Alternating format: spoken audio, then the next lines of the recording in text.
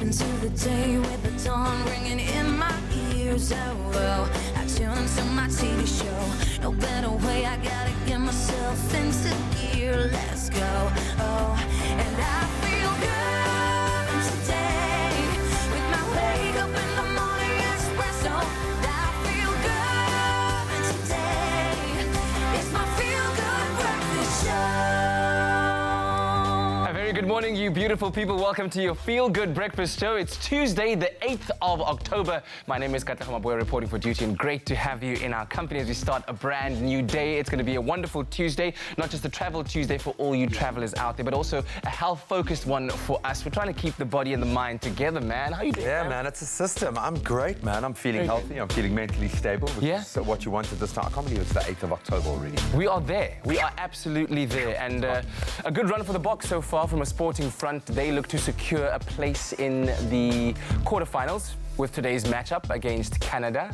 Yeah, man, Canada yet to cross the whitewash. So I think chances certainly in our favour there. But interestingly enough, I think back in 2000, the last time these two teams met, Rassie was actually playing for the Springboks. How weird is that? Oh, wow. But a great opportunity to test some kind of new rotations there. So I expect a very different Damian Willemse on the pitch as well. Very different looking Springbok outfit, but we'll delve a little deeper into that. Absolutely.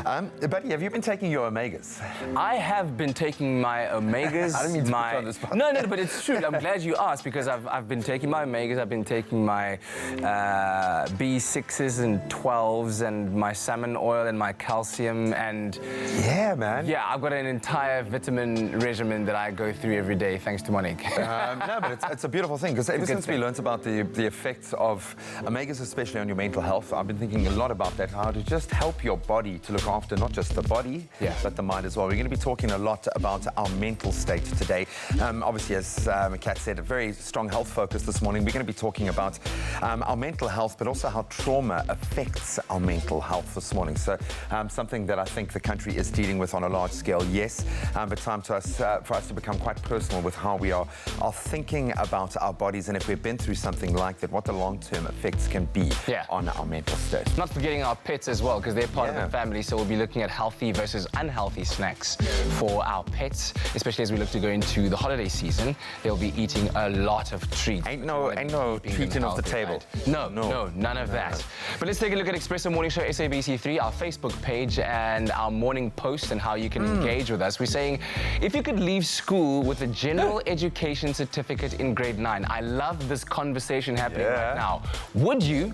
And if so, why? Of course, the recent news has been that the Department of Education is looking towards introducing the possibility for grade 9s to leave school at that age with some form of certificate that would allow them to go into a TVET college or an institution of technical. And they're saying that it's not necessary to say, hey, here's a certificate, now you can go and work. It's that some people, it's at the grade 9 when we start choosing subjects, and perhaps some people are more academically inclined, where others might be more technically inclined. And they'd be going that route anyway. Exactly. So what do you think of this? This is a conversation we need to be having, especially as parents, considering where you want to send your child to school, what you think your child's aptitudes might be, etc. Interesting one. I think my face in that picture says it all, man. I'm like, I don't know, but it is a very interesting one, and it's about identifying what is going to get the most out of your child, but it's very difficult when they're so young, so you don't want to kind of curtail a future opportunity with that choice, but there are some that are destined will achieve their best results, their potential in a more technical sphere. So very interesting, but we need to hear from you. Maybe you're going through this very phase of life right now, and you can weigh in and inform us. And also let us know, what do you understand about this entire policy that's looking to be introduced, and your general thoughts on that. That's going to be our topic of conversation today on Expresso Morning Show SABC3. That's our Facebook page, but of course you can also catch us on Twitter, on Instagram at Expresso Show, and hashtag Expresso Show all over the place. That's how we keep it trending on this Tuesday morning. Let's check in with Uncle Tabsy. What's happening? The people's uncle. What a what an interesting conversation that's going on. And I'm standing here and thinking, when I was in grade 9, I was 14 years old. And so if I was given that offer then, every morning having to wake up, I probably would have taken it and taken the certificate and ran.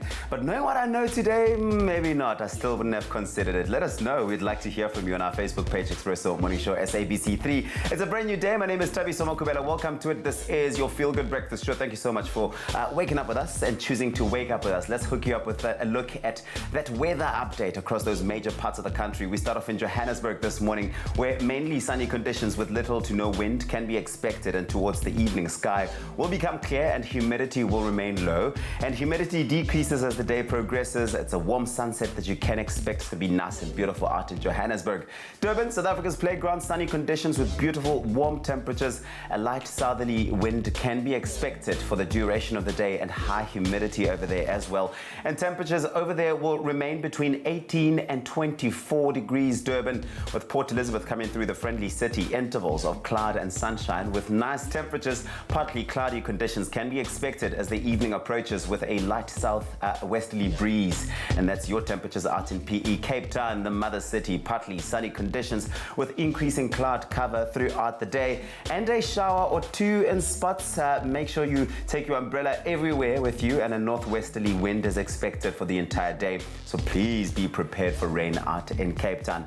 And hopefully now that you know what the weather's looking like in those major parts of the country, that helps inform what you look like throughout the entire day. If you look at me, for example, I'm someone who's dressed like he knows that there's going to be a spot of rain here and there. So I've got this pair of jeans. You can never go wrong with them. But what I've tried to do is I've tried to be smart casual today. So a pair of jeans, a basic tee, and a really stunning blazer. This one is from Studio W. I mean, I can never stress enough that I am totally obsessed with Studio W blazers. The fit on them is absolutely impeccable.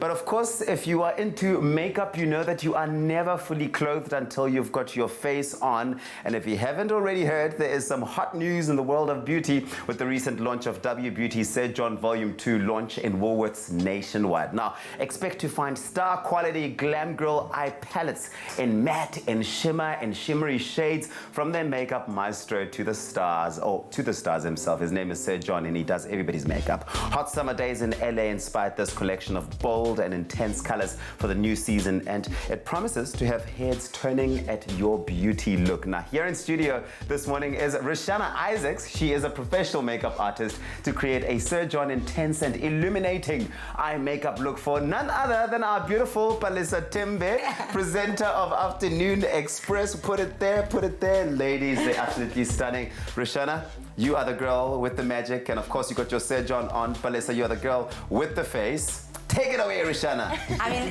that I do have. Well, I'm so excited for this look because what I feel that Sir John has done, he's taken a twist of LA, but with the South African girl in mind, with our skin tones, with, of course, the climate here in South Africa is a lot different in LA and America. So I'm kind of excited about this palette. Yeah, me too. I feel like I'm so excited about that. Every single skin tone, you can use every shade in the palette, and I love that it's so universal. There's like a contour shade, got some highlighter in here. So I'm loving this palette. I'm actually gonna keep it as basic as possible for, you know, those girls at home that don't know how to do their makeup. We're just gonna add one pop of color. I'm getting that inspiration from the Sir John campaign. This is the Sir John and W Beauty Volume 2 collection, and this is the Volume 2 palette. I'm just gonna dig into this amazing pink in here. I mean, look at that pink. The pigment on this shadow palette is crazy. It's thick, it's luscious, and more than ever, it's creamy too. So it's not powdery and kind of dusty. It's got that very strong, very rich color coming through, and I'm obsessed with the pigment colors. But I'm not gonna lie, Roshana, you have to look at my palette. I have dug into all of the neutrals. I love my neutrals. I love that golden, glossy look. You know, that Beyonce glow? Yeah, no, that Sir John does so well. I love it. So definitely all my pigmented golds, the browns, I've had so much fun with. Yeah. What color have you most enjoyed playing with? I'm wearing the copper shade right now. Just like you said, the neutrals are my thing. Yeah. So I know that I'm gonna finish that first.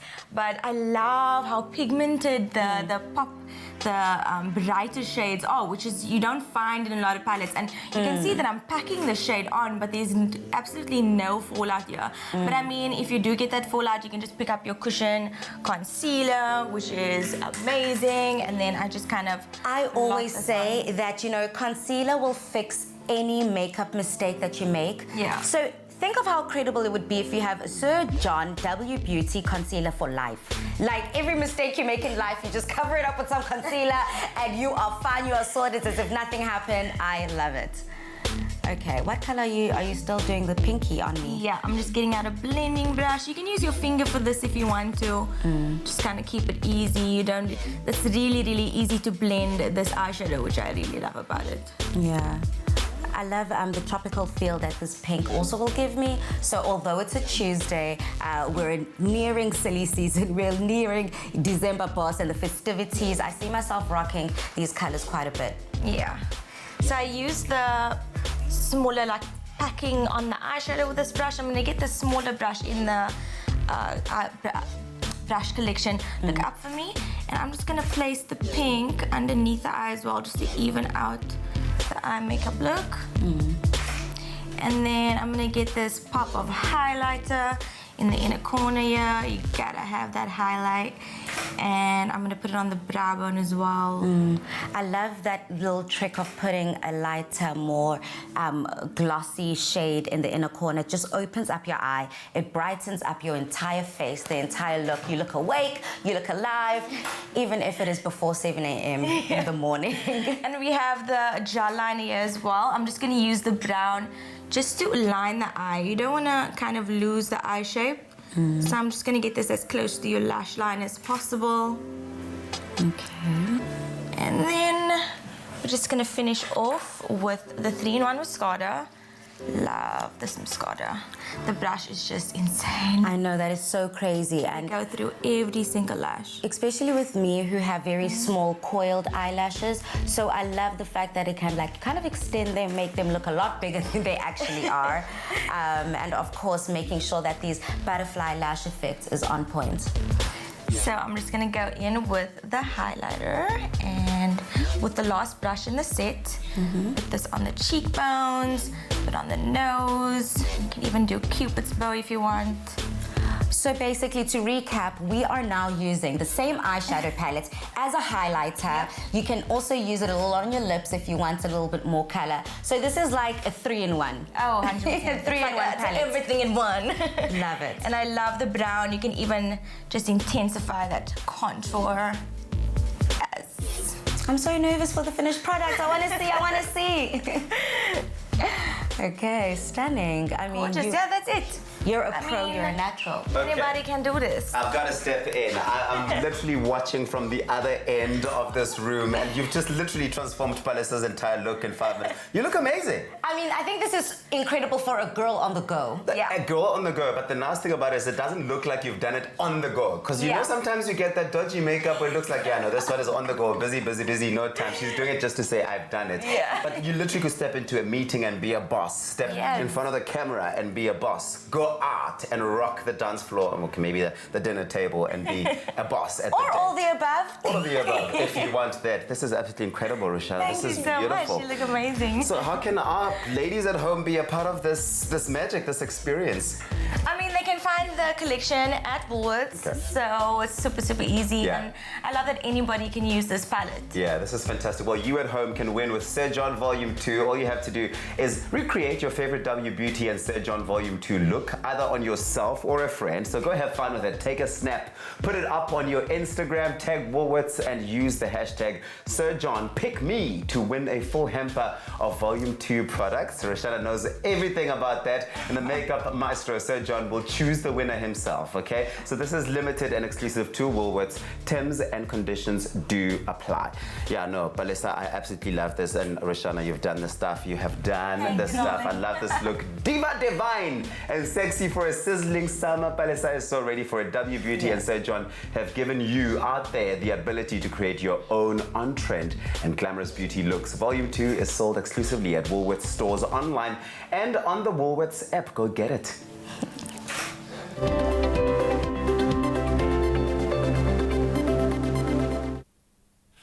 Oh man, the ladies surely will be looking lovely. Yeah, looking gorgeous. Popping this morning. Thank you very much, Pali Dembe. All right. Well, of course, we all want to achieve something in life. I think we all want to make something of ourselves. Yes, we do. And in order to do that, we need constant motivation, that reminder that you are greater than what you perceive currently. You and so, can do this. with that, our daily inspiration for you.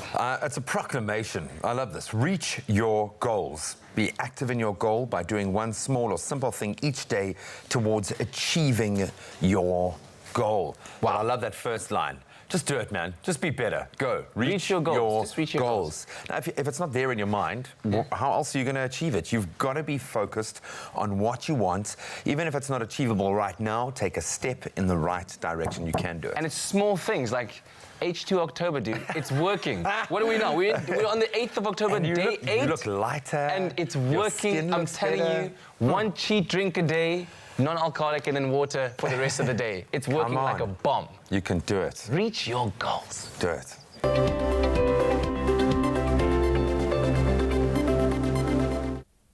Thank you, gents. On that note, let's take a first look at those news headlines making waves. The National Union of Metal Workers of South Africa, NUMSA, has confirmed that the Johannesburg Labour Court has granted air chefs an interdict preventing the union from embarking on a strike, which would have seen airline food and catering staff withdrawing their labour.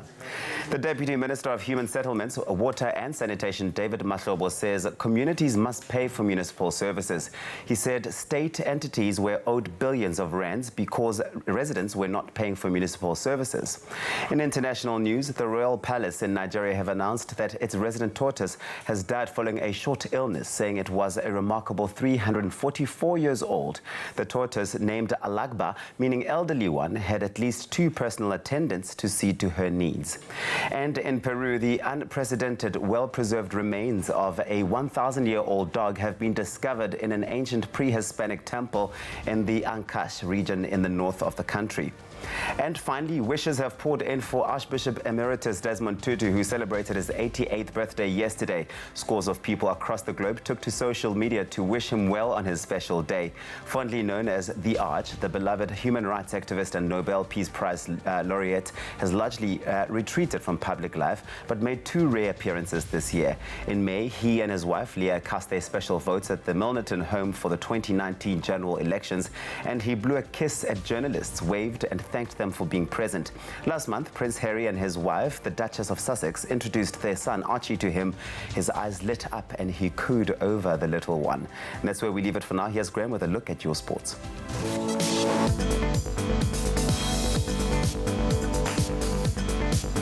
Well, the real joy of the Rugby World Cup comes to bear today as we have another Springbok game to look forward to. And of course, the Boks head coach, Rassie Erasmus, has made some sweeping changes, 13 in fact, to the team to face Canada in their Rugby World Cup Pool B clash in Kobe later today, with a newly appointed 15, Damian Willemse.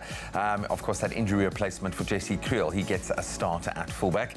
Then on to the Sevens game. Springbok Women's Sevens coach Paul Delport has named his side to travel to Tunisia for the Rugby Africa Women's Sevens qualifier event taking place over the weekend. The side will be captained by the very experienced regular head of the table, Zinhle Mpupa. Then on to netball. Tuks remained the only unbeaten team in the campaign. That was after they beat Marties 48-43 in a thrilling final to be crowned the 2019 Varsity Netball Champions. That was at the Rembrandt Hall in Pretoria last night. And then throwing forward to all of the action happening today, of course, the big one in the World Cup. We've got South Africa up against Canada in their final pool stage fixture. Springboks would need to win this match in order to advance, to confirm their advance to the quarterfinals of the tournament. The match will kick off in Kobe at 15 minutes past 12 this afternoon. And that's where we leave our sport for now. We'll delve a little deeper into that Bok clash in the first hour, so stay tuned.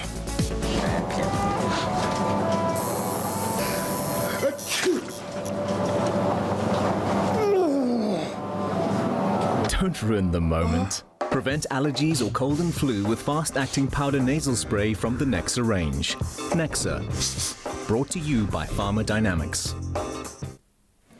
And now we take a look at a more comprehensive update on your weather. But first, we look at those beautiful sunrise pictures we've asked you to send through. Thank you so much to Veronica Pie for sending us her sunrise from Shelley Beach, where plenty of sunshine can be expected with clear skies reaching a maximum of 23 degrees. Salome also sent us his sunrise picture from Balito in KZN, where mainly sunny conditions can be expected with high temperatures. Not as warm as the day before, but still pleasant, reaching a maximum of 25 degrees.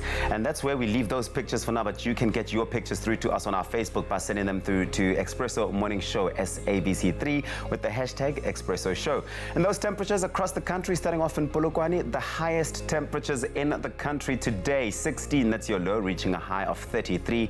Sun and clouds today out in Mbombela, 17, that's your low, reaching a high of 29. If you're out in Pretoria, 15, that's your low, reaching a max of 33 degrees. Johannesburg, 14 and 31, with sunny Mahikeng starting off at 13, peaking at 34 degrees. It's nice and sunny out in Klerksdorp, clear skies as well over there, 11, that's your low, reaching highs of 32, with Kimberley coming through 10, that's your low, reaching a high of 30. If you're out in Bloemfontein, you've got a cold start to the morning today, 8, that's your low, but it's sunny throughout the day, reaching a high of 28, with Richards Bay starting off at 16, peaking at 25 degrees. Pietermaritzburg, 12 and 27, sunny Durban, 18, reaching a high of 24, with high humidity for Mthatha, 9, that's your low, reaching a high of 25. A southeasterly wind traveling at 13 kilometers per hour for East London is expected today, 14, that's your low, reaching a high of 22, with sunny Craddock starting off at 9, peaking at 28 degrees. Port Elizabeth, 14, that's your low, reaching a high of 22. And of course, if you're out in George, just like yesterday, expect that occasional drizzle, 12, that's your low, reaching a high of 20. Lowest temperatures in the country today, that's Sutherland, 4, that's your low, reaching highs of 22, with a northwesterly wind at 20 kilometers per hour expected for Cape Town, 12, reaching a high of 20. High humidity for Worcester, 10, reaching a high of 25, with Springbok starting off at 6, of course, reaching those highs of 26 degrees. And lastly, sunny Uppington starts off at 13 today and will peak at high maximum of 30 degrees. And that's where we leave it for now. The next update will be in just over half an hour. Let's make it a beautiful day out there. Move that.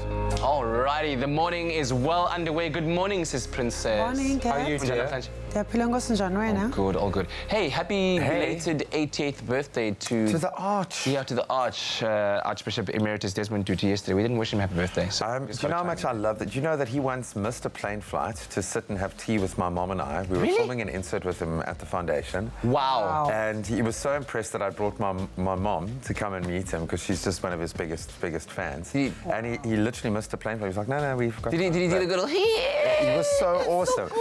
And I got to hear, he took my mom aside and he was like, you've got a good son. Oh, wow. And That's best like the moment ultimate compliment of my mom's life. Could so you Arch, I imagine? love you, sir. I absolutely adore you. So happy birthday. And we love you, Sis Princess. Thank you very much for the lovely coffee.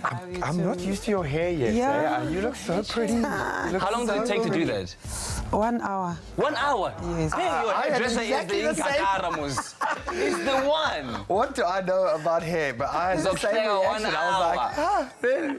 I'm just worth it. An hour well spent, sweetheart. An hour well spent. Thank you so much for this. We digress. 100% We digress. Arabica beans coming in there. Listen, we're going to take a quick break. Some very interesting stuff coming up on the other side. We're talking about this issue with grade 9s possibly being able to leave school at grade 9 and what that That's 14 years old, means. hey? That's 14 around years 15. old. It's too young. So we'll talk about that after the break. Join us. Too young. Nope. Only the highest grade Arabica beans. McAfee, great coffee, simple. See you after the break. Only you can make my day. Save big with Dion Wired. Get an Xbox One S and FIFA 20 for 4499. A Skyworth 50-inch TV for 19,999. A JBL soundbar for 7499. A PlayStation 4 and FIFA 20 for only 7599. And get an iPhone 6S and iPad for 10,999.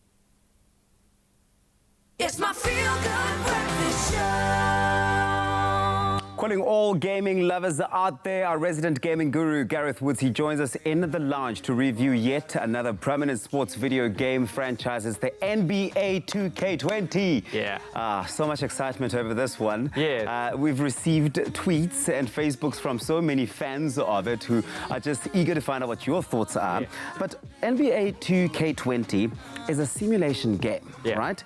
Do you think that it does a good job at being one? Yes, like 100% yes. So I mean, the gameplay is great. It's pretty easy to pick up, and it takes a while to master, which is always a great kind of like symptom of a good simulation game. But it's all the stuff around the game that makes it like a really good sim. So I mean, I'm just here in terms of like your customizability, design your own shoe, design your own player. In terms of the songs, like these are songs available. You can design your playlist. I'm hearing this song and it sounds quite loungy, and I'm thinking, do you load the songs, or have they done such a good job at populating all of the different songs? Yeah, so I mean, it's a lot of like hip hop culture kind of songs. So there's a lot of kind of trap and R&B and hip hop. Yeah. And obviously you can select the tracks that you kind of prefer. You can have it on shuffle mode, or you can have the songs play in the order you want. Yeah. You can select your own roster, like who do you want on your team, and picking from like current players, previous greats. You can take, you know, like the 1996 Bulls and mix it with like, you know, the current Lakers or whatever. You can customize as much as you want. Yeah. In terms of like, there's the My League feature. Create your own league. You can be the general manager. So you can play it like Football Manager always had that, you know, like trying to manage a soccer team. You can do the same thing here. You can play the WNBA if you want to play kind of ladies basketball. But if you want to jump into like a play now session, this is great. They call it 2K University, like learning all the different moves. So in terms of like a training game or playing freestyle, I'm not going to labor too long. I want to jump into a game, but I mean, let's do a classic matchup. Current Toronto Raptors versus Golden State Warriors. Let's go. Let's jump in. And and so like I said, when choosing teams, I can choose current teams. I can choose the greatest version of those teams. So if I want like a Lakers all-star team, you know, choosing from like Kobe and Shaq and all the guys who've like ever played. From a season, specific seasons as well. Yeah, Game on. This is where I find like the game really shines. Is how it honestly feels like you've been you're in the stadium watching. I had the privilege when I was a kid of actually going to an NBA game. And it's crazy how they've managed to capture that atmosphere. Yeah. Even now when they're doing like the starting lineups, everyone coming in, cheering, like fist bumps, all that sort of stuff. I don't want to skip it. I'm going to have to just to get into the game. Yeah. But like just showing you some of the, it's legitimately like you're watching it on TV. It actually does feel and look that way as well. But I know that you said that it does a good job as a simulation game, but do you think that this sort of game will satisfy like die-hard lovers of basketball? I'm not a massive basketball kind of follower, so I wouldn't be able to speak for them, but certainly from a kind of mid-range fan, you know, I certainly feel like it's got a wealth of options in terms of not only me setting up the game I want, the players I want, my shoes, my playlist, everything, but when you actually get into the game, it honestly feels as real as you can get holding a controller instead of like, you know, being on the court yourself. What's the story mode like on this game? So story mode is one of those typical 2K type things where like you create a player and then you've got this kind of like, you know, your rise through prominence, you know, the hardships of trying to get signed and sponsors and all the like the real life drama that goes with being a professional athlete. Yeah. But I mean, if we just jump in here, like I'll try and pay attention and answer questions while I do this, but it's like all the different stuff you can do. So like I'm on defense, I can go with like a very kind of press defense where I'm on the player. I can raise my hands to try and block his shot here. Raising hands there. Okay, I can try and switch characters. Oh, let's go for a bit of a block. Cuts right through me here. But then, you know, you're hearing the commentary go on. I'm here with Lowry here. Let's try and post up. Let's put a pass there. And then, okay, we can post up into the, try and get through here. Let's see if I can fade away. And, oh no, I missed. But in terms of your options, so like if you want to play very offensive, if you want to try and, you know, individual skills, let's see if I can do one here. Like I'll pass the ball to my shooting guard and then just go, let's see if I can cut through and just break through. Oh no, you know, so like you got different options. You probably might need a lot more practice. time and probably just like so much more attention to detail as well, paying attention. Yeah. But I could probably lower the difficulty as well. Would probably help. Yeah, well, you need to set that up. But what would you say the standout effect for you is with this game? I just think it's the options. I mean, for one, how lifelike the character models are. I mean, we're just watching it then like my wife walked past when I was playing and she's like, "Are you watching NBA?" I was like, "No, I'm actually playing," because it's just so lifelike. The way they cut away. I mean, this is all gameplay. None of this is they've taken clips from anywhere. Yeah. What is really fun was during the halftime interviews, they've actually taken interviews from other games and from the actual players, and so you cut away to the character model of the guy talking, but it's the real person's voice talking about how, typical, we're going to give 150%, we're going to like do our best, try and come back from behind. So there's just a wealth of content that they've got behind the scenes that you don't realize. Well, the one thing I think for me is the fact that it just feels and looks so realistic. So as a simulation game, just on that basis, I think it completely just sort of ticks those boxes. But we want to find out from you. Let us know. Gareth Woods can only do so much. Let us know social media what you think of this NBA 2K20. It's art. There's been so much hype and excitement around it. I want to hear from you. Thank you so much, Gareth.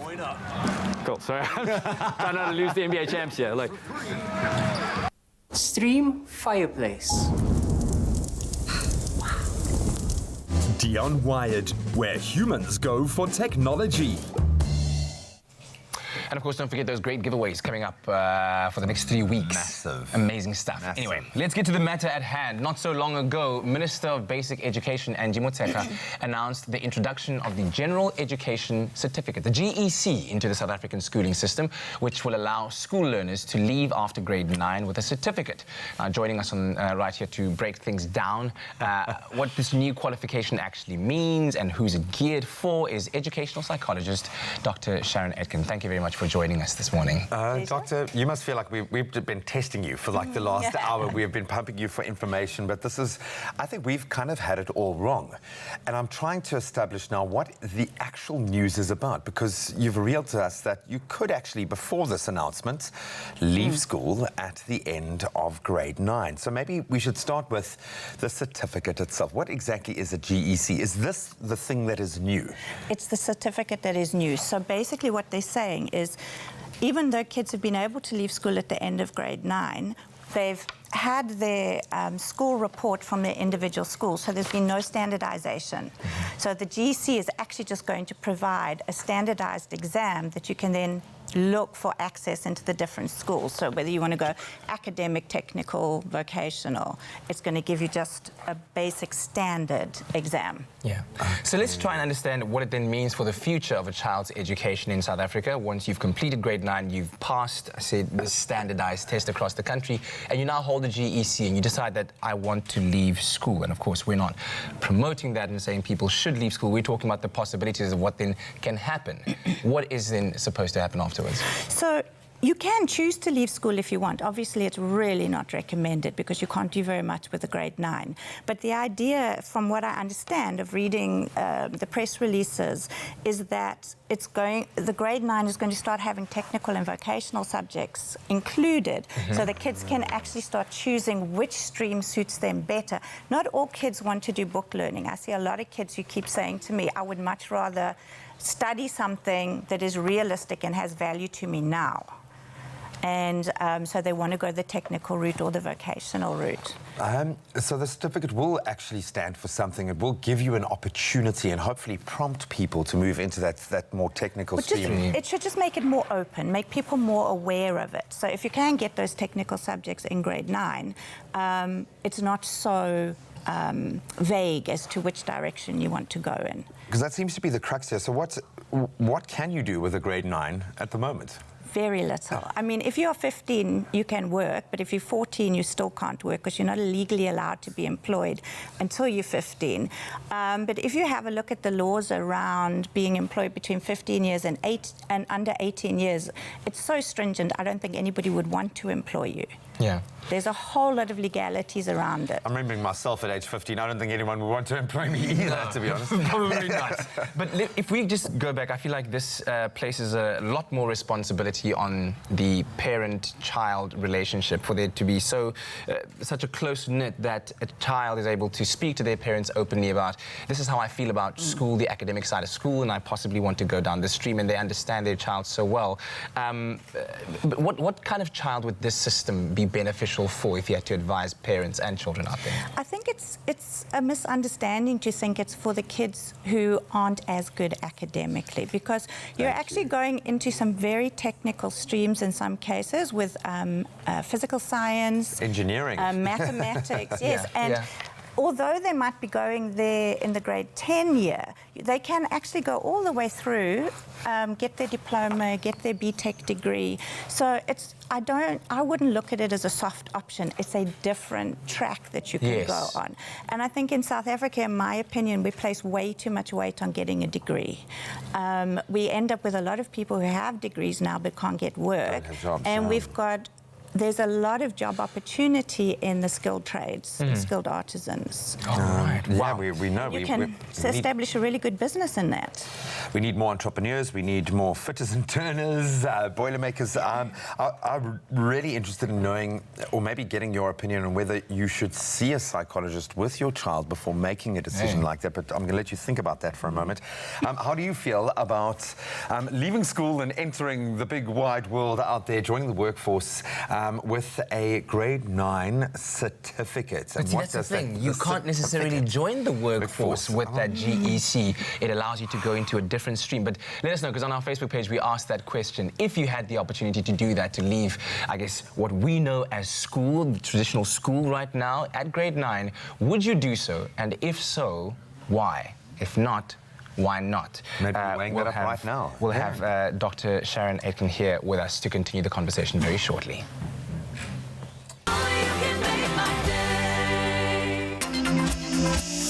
It's your time to shine with Orbit Gum and Presenter Search on 3, the Expresso edition. Follow the journey as the top contestants work through weeks of grueling challenges, fighting for one of 2 presenter spots on Expresso, all to be decided in a nail-biting finale. It's your time to shine with Presenter Search on 3, the Expresso edition. Wednesday evenings at 7:30, repeat Saturdays at 1, only on SABC3.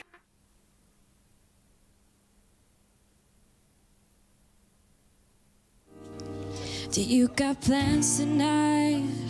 I'm a couple 100 miles from Japan and I was thinking I could fly to your hotel tonight, 'cause I can get you off my mind. Can't get you off my mind. Can't get you off my mind. All I take is one flight. We'll be in the same time zone.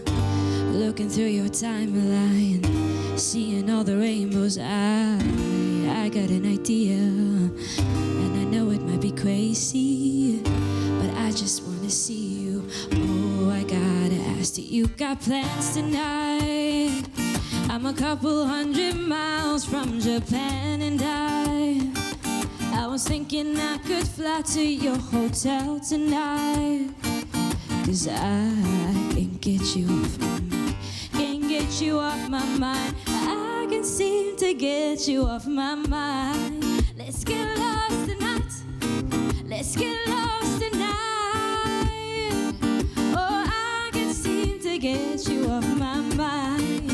Let's get lost tonight. Let's get lost tonight.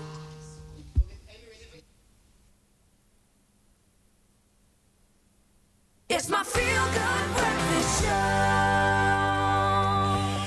Welcome back. Such an interesting discussion. You are right in the middle of it. Earlier in the show, educational psychologist Dr. Sharon Aitken joined us to discuss the introduction of the General Education Certificate, the GEC, into the South African schooling system, which will allow school learners to leave after grade 9 with a certificate. That's the important part here. So we're continuing that very important and unbelievably interesting discussion. Doc, thank you so much. So I guess the big question that a lot of people have been asking, and its relevance will also kind of be extrapolated with your answer, but psychologically speaking, how ready is a grade 9 learner for the workforce? Are they not already? As I was saying earlier, it's actually based on old, outdated psychology that felt that by the age of 16 you were fully adult. In actual fact, the research is showing that you're not neurologically a fully developed adult until you are 23, 25. You don't have the prefrontal cortex development, so you don't have the executive functions. emotions, your impulse control, ability to consider consequences of actions. None of that is in place yet, or fully in place yet. So, yeah, it's really not an ideal time. Plus, their brains are undergoing massive growth in the social emotional areas, which, as you know, all sort of 13, 14, 15-year-olds are quite volatile. Yeah, and a lot of risk-taking. So I wouldn't advise You don't want to be leaving school. learning through your mistakes in a workshop environment. No, okay? you really don't. That being said, what should a parent, and maybe a parent and child as that unit, as you were saying, as being now, you're going to have a very strong bond and relationship. What should you be considering? Would you recommend going to see an educational psychologist, someone who operates in that space? You know, if you've got a good relationship with your child, you really don't need to pay a lot of money to go see a psychologist. One of the things that you can do with your kid is just sit them down and say, let's have a look at how much it costs to live. Yeah? Oh, okay. So what kind of phone do you want? Where you're going to stay? You know, you might not be living with us anymore if you're going out to work. You know, and just do a cost analysis, and then start having a look through the classifieds to find a job that you can get with a grade 9 certificate. And you won't find any. And then you can start having a look at what are you going to get as an 18-year-old with a matric, and have a look at the bottom line there. And usually that's sufficient to make them stay in school. And then they've actually made the choice You just to reverse stay in psychology, school. that's Once they see, and then once they know how hard it is to work, you know, that they're going to be working 8 hours, 10 hours a day. It's a very physical job as well, yeah. I don't know if I'm all of a sudden starting to see a silver line in an otherwise possibly dark cloud, in the sense that the introduction of these vocational subjects or more technical subjects in the earlier part of, let's say, high school and into grade 9. Now with the leaving of school, let's say grade 9 with a GEC, but now you've already had a hand in these subjects, better equips you to go, well, if I do leave school, then I can go to this institution of higher learning in order to apply myself in this technical trade, because that's what I know that I enjoy, given what I've experienced. Is that what the education department or the basic education department is going for here? That's what my understanding is. So if you go the technical route or the vocational route, you're going to come out with an N3 qualification, which means that you're able to go into the workforce as either, you said earlier, a fitter and turner, or a mechanic, hairdresser, teacher, assistant. So you will actually be able to go straight out and work, which I think is really important for families that cannot afford higher education, cannot afford the diplomas. So then you can actually work, get an income, and then study further if you want. And I think that for me is going to be the crucial aspect, is will the N3, and as far as I know it still does, allow you to progress further, which it does with the N4. Yeah. So as long as they're making that accessible, I actually think it's a pretty good idea. Yeah. No, I was going to ask you that final question. Is it a good thing? Are you thumbs up, thumbs down? At the moment, I'm thumbs up, but as with everything, it depends on how it's applied. Yeah. You know, it mustn't come off half-baked. They need to do it properly. Absolutely. And they need to put the resources into the grade 8 and grade 9 classrooms. Yeah. Because that's going to be the big key. Yeah, absolutely. So important. Dr. Aiton, thank you very much for need you in a clarifying this. position, Doctor. We really do appreciate it very, very much. A very interesting conversation. And I think there's still so much for us to learn and understand about it. In fact, I mean, I'd like to openly invite anybody from the Department of Basic Education to come and have a chat to us and further explain, because this is such a crucial decision for both parent and child and the family unit to make. We need to understand exactly what all this would mean, how our children will be advised properly at that schooling system, at that level, in order to allow them to make well-informed decisions. We would love to hear from you. Yeah. Ooh, it certainly takes a community, it sounds like, to get our children making the right decisions and the right choices about what their future gets to look like. Get in touch with us on our Facebook page. Of course, we'd love to hear from you. Now, we switch the music over to some music fresh from winning the Best EDM Song of the Year alongside Cinnamon at the Dance Music Awards. She recently won the award for Best Music Video of the Year at the 1 Minute Music Festival, and even went on to scoop an invitation to sing for the president. Ladies and gents, put your hands together. Let's welcome Amy Jones to your Feel Good Breakfast Show. Oh, what a star. Amy, always such a joy to see you, man. Wow, such accomplishments. It's crazy. It was just in 2013 when you rose to fame on one of South Africa's top talent search shows. And of course, you went on to release your debut single, Burn, in 2017. But did you think that music would ever get you to the place where you're at now? Man, as a child, I always believed, that I wanted to sing, but I never really thought it could be possible. But now, all things are possible if you believe. Yeah, but going through the talent search and going through all of those different challenges and all of that, did you sort of see this sort of future as this reality for yourself? I had a vision in my mind, and I kind of just strive towards it. Yeah. So, yeah. So here you are now, recently released your latest chart-topping single. It's titled I Wanna Know. Yes. You're featuring JM in there. How did that collaboration come about? So I met them a year ago, in December last year, and I went up to Johannesburg and they sent me a few tracks, and then I already laid vocals down on this track and I just had to finish it. So that was finished, and then come about 12 a.m. Yeah. So Ruane played this nice bass line in studio, and I was like, that is cool, this is cool. Then we had a conversation going, and then at the time they were having a bit of relationship, advice and problems and issues and things. So we were talking, and then I Wanna Know just happened in like an hour. Yeah, in an hour this time. The really wonderful thing about you is that I often listen to your voice, and you're so experimental in terms of what you are able to do with it. It's just the range of it is so broad, and so you can never be boxed. But are you finding now that you're sort of identifying your style that you say is your signature style and sound? Yeah, I think this new venture that I'm exploring, it's comfortable, it's so easy. So maybe it's something that I should consider doing more of. So. The first thing when we put up a post saying that you were here on social media, or when I put up a post, someone said, she is so awesome on stage. I think there's something about your stage presence that just draws people in. Sure. Are you doing a lot of that at the moment? I am. I'm performing a lot more, and it's quite incredible. So I get to see a lot of people, and I get to meet like new people. Yeah. So the next show coming up is actually on the 26th of October. 26th of October. Where? What is it? It's the Chinchilla in the South. Oh, Chinchilla in the South. I'm quite excited about that. Leanne Williams is the MC. Yeah. And Jared Ricketts and Chad Simon, they will all be there. So it sounds like it's going to be a big show. I've seen it so much on social media. Now, you've shared stages with the likes of Vicky Simpson, Mikasa, Francois Van Coke. Who are you absolutely itching to collaborate with? Man, so last time when I was here, I said Mikasa. Yeah.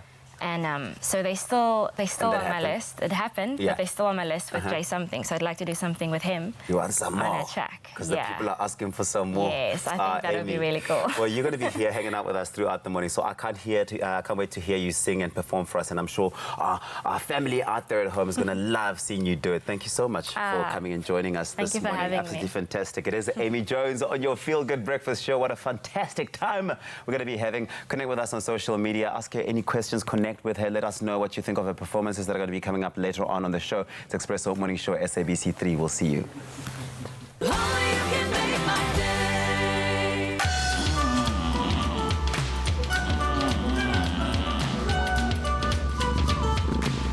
Nap time just got extra cuddly. Get a free cuddle pillow when you buy 2 bags of Hill's pet food.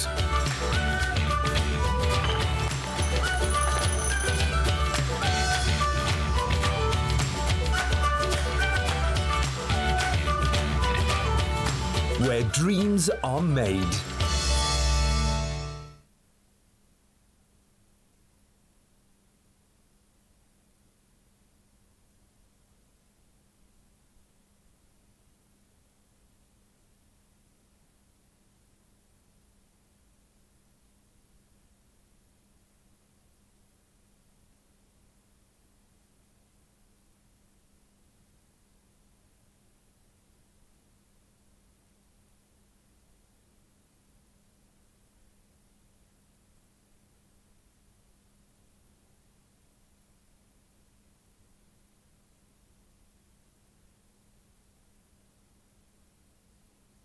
It's my Feel Good Breakfast Show.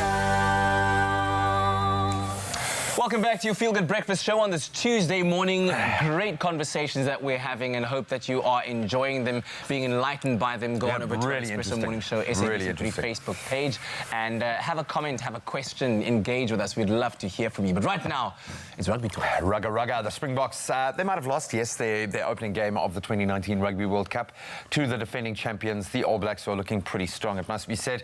But they've since beaten Namibia with a good performance, and Italy with a dominant performance as well. And today, the Springboks will look to beat Canada again. They've never lost to the Canadians and book their spots, if they do, in the quarterfinals of the tournament and get one step closer to bringing home the coveted Webb Ellis Cup for the third time. And here to help us take a look at what we can expect from the Boks today, please welcome senior sports writer Ryan Frere. Ryan, welcome. Thank you for having me. The most stylish senior sports writer. Yeah, buddy, you're on point today, dude. Add that to it. But yeah, match up against Canada today, where a bonus point win, I believe, would get us into, well, certainty into... Provided the Italians don't beat the All Blacks, which we're not really expecting. Yeah. No. But would you regard today's match as a bit of a foregone conclusion, given that we've never lost to them? And last time we played them, as you said, Rassie was a actually player. Playing in 2000. That's coach. Crazy. Yeah, no, there's no price on Canada today. I think the Boks will do them comfortably, 45 plus going away. Should, yeah. So unless something like extreme or dramatic happens, like something rather Japanese. You know what I mean? like something. We'll talk about the Japanese later. I think they're better than people give them credit for, but Canada are not in that league. In fact, the Canadians yet to score a try in the tournament. Got absolutely thumped by New Zealand, as you'd expect. This is an opportunity, and I'm glad Rassie has stuck to his guns in terms of having a big squad and rotating. The biggest name coming into that rotation now, which we didn't expect, in for JC Kriel, Damian Willems gets his start at 15. Am I right in saying, because now we've been wondering why there wasn't a like-for-like centre replacement. What do you think the rationale was? Because we've got Warwick Galant now going to wing, I presume, if he's in the starting lineup. What was the rationale for bringing a fullback and not a centre? Yeah, so that was the big talking point when JC Kriel got injured. I think Rassie is quite confident that the midfield pairing he's got now, which D'Alenda usually plays at inside centre, shifted to outside now. I think the combination of Frans Steyn and D'Alenda he was pretty comfortable with, and he's got if he needs that rotation. Yeah. Right. So I thought Kriel's injury was quite significant, just in the context of how he controls that defensive line and his impact in the last 20 minutes of the game to continue, because the defensive structure relies a lot on your outside centre commanding and kind of directing the press from the outside. So I thought it was a strange decision to bring in not a like-for-like replacement, but I think Rassie has gained our trust over the years, and so he's confident that Steyn and D'Alenda can cover. I always like his post-match interviews. He's always got this little smile on his face, like he knows something that we all don't. But in as far as Captain Siya Kolisi is concerned right now, is he back to full health and firing on all cylinders here? Yeah, it's great to see him. He's got progressively better since his injury. Yeah. And it's great to see him kind of playing and building towards the ceiling of his potential. Yeah. And so, because he's a really important cog in that back row for us. And so, I mean, like hopefully stays fit throughout the tournament, because like I say, he's critical especially to the way we play, and his leadership is crucial as well. Yeah, I like the play, and a big part of that kind of press, that rush defence, is you want to make the big hits 2 on 1 where you can, and you need your big guys, the fast big guys popping up, and great to see him kind of running with freedom again. We love that. Yeah. Argia Snyman, Franco Mostert in the back row. Who are our best locks? Yeah, it speaks to... It's awesome that we are making that kind of decision, right? It speaks to kind of the depth of South African rugby talent in that position specifically, that you can bring in 2 locks like that and lose nothing. So I mean, I thought that Argia especially is unlucky not to be starting. Great second rower, and he's athletic, strong, great in lineouts. I mean, he ticks all the boxes. So just, I mean, it speaks to the depth of South African rugby talent there. Yeah. So we lose nothing in the second row. How do you not start in Irvin? Yeah, for sure. Yeah. For sure. What do you do? You know. Let's quickly double-barrel question: Who are we likeliest to face? Should we go through to the quarterfinals? Who would you rather have? Let's say that, and who's your favourites right now in the World Cup to take it all the way? Yeah, so first part of your question, I think we're going to play Japan in the quarterfinal, and I'm happy about that, because I know there's that hangover from what happened at the last World Cup, but that was a completely different Springbok side. I think this one is like excellently drilled. They know exactly what they're looking to achieve. Difference in energy. Difference in energy. So I don't think Japan in the quarterfinal is the worst thing for us. Yeah. certainly better than Ireland, who on the day can kind of turn in. Yeah. And they haven't fired yet, so Exactly. you're kind of waiting for them to achieve what you Exactly, and World Cup games are a one-off, man. Like on the day, a team like Ireland can blitz us, even though I think there's a gulfing quality between us. And Ireland know that all too well after Right. Who's going to win the World Cup? My money's still on the All Blacks. They just look phenomenal. Yeah. Like they've been in this tournament before, won it the last 2 times now. So I mean, my money's on the All Blacks there. Although I hope my opinion is embarrassed, man, and we see the Springboks lifting that cup. I look forward Wonderful way to close it off. Rubbing it in your face. Ryan Fred, always a pleasure to have you here. Thank you. Man. Good to see you. You got to get those boots firing. The new 5 seasons started yesterday. We need a good defender. Come on. Come on. Honeypot, man. All right, so that game at 12:15 today, the Springboks taking on Canada to secure a place in the quarterfinals, which we hope that they will certainly do as we move on stronger together in Rugby World Cup 2019. Bring home more than just memories of Mauritius with Club Med's all-inclusive holiday packages for families, friends and active couples. Choose from 3 Club Med Mauritius resorts and save up to 15% on your December 2019 booking with their early booking bonus. Extra bonus, kids under 12 stay free in Mauritius and fly free on Air Mauritius. Contact the agency by Club Med to book and visit clubmed.co.za for details.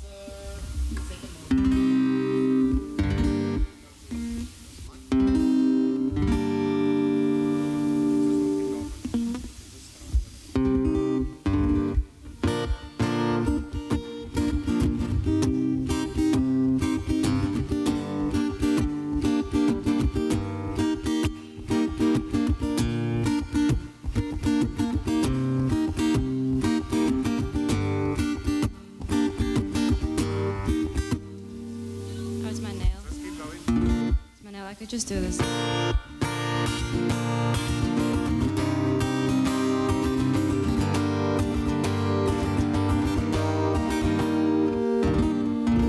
Do you got plans tonight?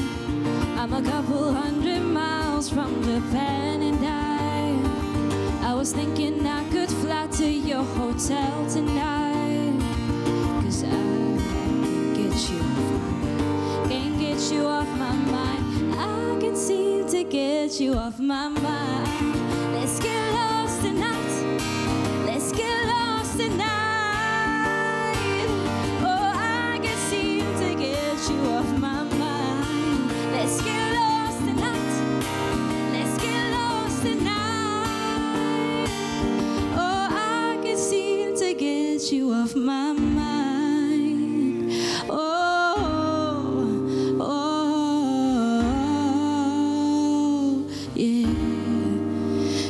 Got plans tonight.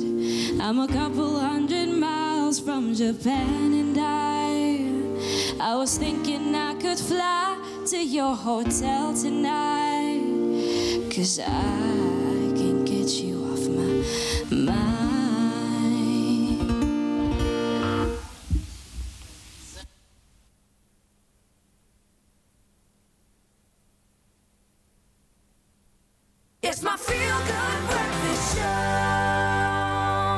welcome back to your Feel Good Breakfast Show. On this Tuesday morning, we're live, large and in charge on SABC3. Just gone 7 o'clock right now, and we've got some very interesting conversations going on social media. Do engage with us on Expresso Morning Show SABC3. That's where you find us on Facebook. We're talking about the entire GEC grade 9 school leaving debacle. Let us know what you understand, what your thoughts are on it. We'll catch up on those comments a little bit later on. But right now, top of the hour, let's take a look at the headlines. And we've just hit a minute after 7. Time for those news headlines. The National Union of Metal Workers of South Africa, NUMSA, has confirmed that the Johannesburg Labour Court granted air chefs an interdict preventing the union from embarking on a strike, which would have seen airline food and catering staff withdrawing their labour. The Deputy Minister of Human Settlements, Water and Sanitation, David Mahlobo, says communities must pay for municipal services. He said state entities were owed billions of rands because residents were not paying for municipal services. In international news, the Royal Palace in Nigeria has announced that its resident tortoise has died following a short illness, saying it was a remarkable 344 years old. The tortoise, named Alagba, meaning elderly one, had at least 2 personal attendants to see to her needs. And in Peru, the unprecedented, well-preserved remains of a 1,000-year-old dog have been discovered in an ancient pre-Hispanic temple in the Ancash region in the north of the country. And finally, schooling has just reached a new level. A South African entrepreneur has launched the first globally recognized private online high school in the country. Volunteer Institute will begin its first year of curriculum in January 2020 and will provide learners worldwide with a fully supported global online high schooling experience. It will be offering the equivalent of grade 8 through to grade 12 plus a post-matric. Founder Rob Paddock says the curriculum is based on the British curriculum and contains normal high school subjects as well as new initiatives such as courses based on the United Nations Sustainable Development Goals. Students will be interacting with each other and their teachers in real time. Times are certainly changing. On that note, let's take a look at what's happening in the world of sports. Here's Graham.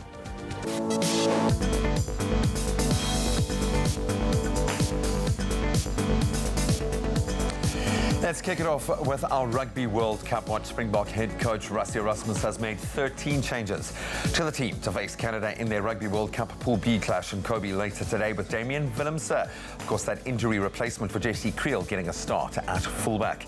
Then on to the Sevens game. Springbok women's Sevens coach Paul Delport has named his side to travel to Tunisia for the all-important Rugby Africa Women's Sevens qualifier event.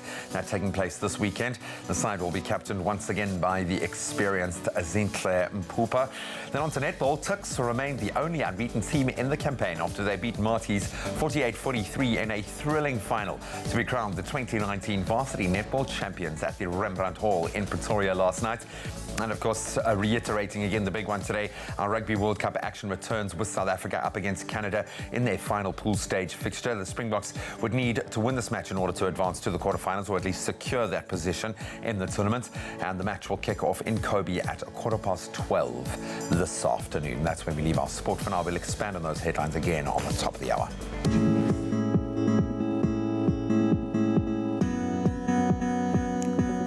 Thanks a lot, G-Man. Let's take a look at your roads this time around, starting off in Gauteng, out in Boysens. On the M1 northbound, there is congestion that's between Boysens Road and the Crown Interchange.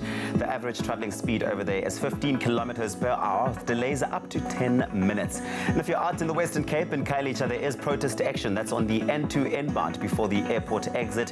Heavy delays can be expected from Khayelitsha, so please use an alternative route this morning. If you're rushing off to the trains, well, there is an extended travel time that's of 20 to 30 minutes on the Wellington line due to signal equipment failure at Kraaifontein. TFR signaling restrictions between Kraaifontein and Stickland. Single line working between Brackenfell and Belleville, and of course prevailing infrastructure conditions. So please be aware of that and save yourself some time this morning. The next update in just over half an hour. A zero-fee account with 0 surprises. That's different. Money. And we've asked you to send in your sunrise pictures. Leon Fenter sent us his sunrise picture from Umtentweni Beach in KZN, where plenty of sunshine can be expected with a light southeasterly wind reaching a maximum of 23 degrees. Our regular Louise G. Sherry sent us her sunrise picture from Blue Hills out in Midrand, where intervals of clouds and sunshine can be expected with very warm temperatures reaching that maximum of 31 degrees. Stunning pictures. We love them. Get yours through to us on our Facebook page, Expresso Morning Show SABC 2023 with the official hashtag Expresso Show. And now we take a look at those temperatures across the country, starting off with the highest temperatures in the country. That's Polokwane today, 16, your low, reaching a high of 33. And if you're out in Mbombela, 17 and 29. Pretoria, the capital city, 15, your low, reaching a high of 33. With Johannesburg starting off at 14, peaking at 31. It's nice and sunny out in Mahikeng today, 13, reaching a high of 34. And you can expect clear skies if you're out in Klerksdorp. It's sunny at 11, reaching a high of 32. Kimberley, 10, reaching a high of 30. With a cold start to the morning for Bloemfontein, 8. That's your minimum, and your maximum temperatures 28. Richards Bay, 16 and 25. With Pietermaritzburg, times of sun and clouds, 12 and 27. Sunny Durban, 18. That's your low, reaching a high of 24. And if you're out in Mthatha, high humidity for you today, 9. That's your low, reaching a high of 25. With East London coming through with that southeasterly wind traveling at 13 kilometers per hour, 14. That's your low, reaching a high of 22. Craddock, 9 and 28. With Port Elizabeth starting off at 14, reaching a high of 22. An occasional drizzle is expected today for George, 12, reaching max of 20. And the lowest temperatures in the country, that's for you, Sutherland, 4, reaching a high of 22. And if you're out in Cape Town, a northwesterly wind traveling at 20 kilometers per hour, 12, reaching a high of 20. With sunny Worcester at 10 and 25. High humidity expected over there as well. Springbok, 6, that's your low, reaching a high of 26. And lastly, it's nice and sunny, warm in Uppington, 13, that's your low, reaching that max of 30 degrees. And that's where we leave it for now. No matter the weather today, make it a feel-good type of day. Happy birthday, a very happy birthday to you.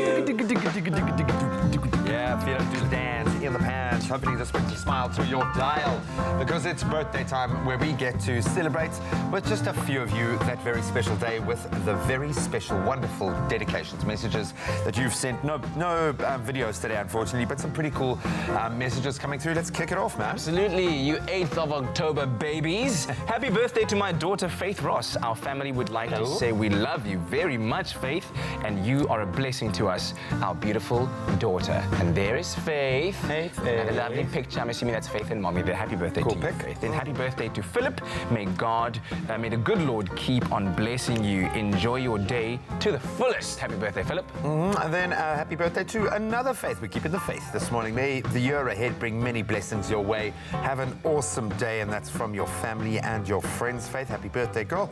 Then happy birthday to my son, Twanelo. You might not have everything you need, but you have a mother who would go to the moon and back for you. Sure. Don't you know it, my friend? Need, eh? And that's from Kefilwe. Happy birthday, young man. Wonderful message. Happy 21st birthday to Nazli. May Allah grant you many more years to come. This is from your parents, Ishmael, Rueda, and the rest of the De Jong family. Happy birthday to you, Nazli. Then happy birthday to Omuhle Onesimo Tandiwe.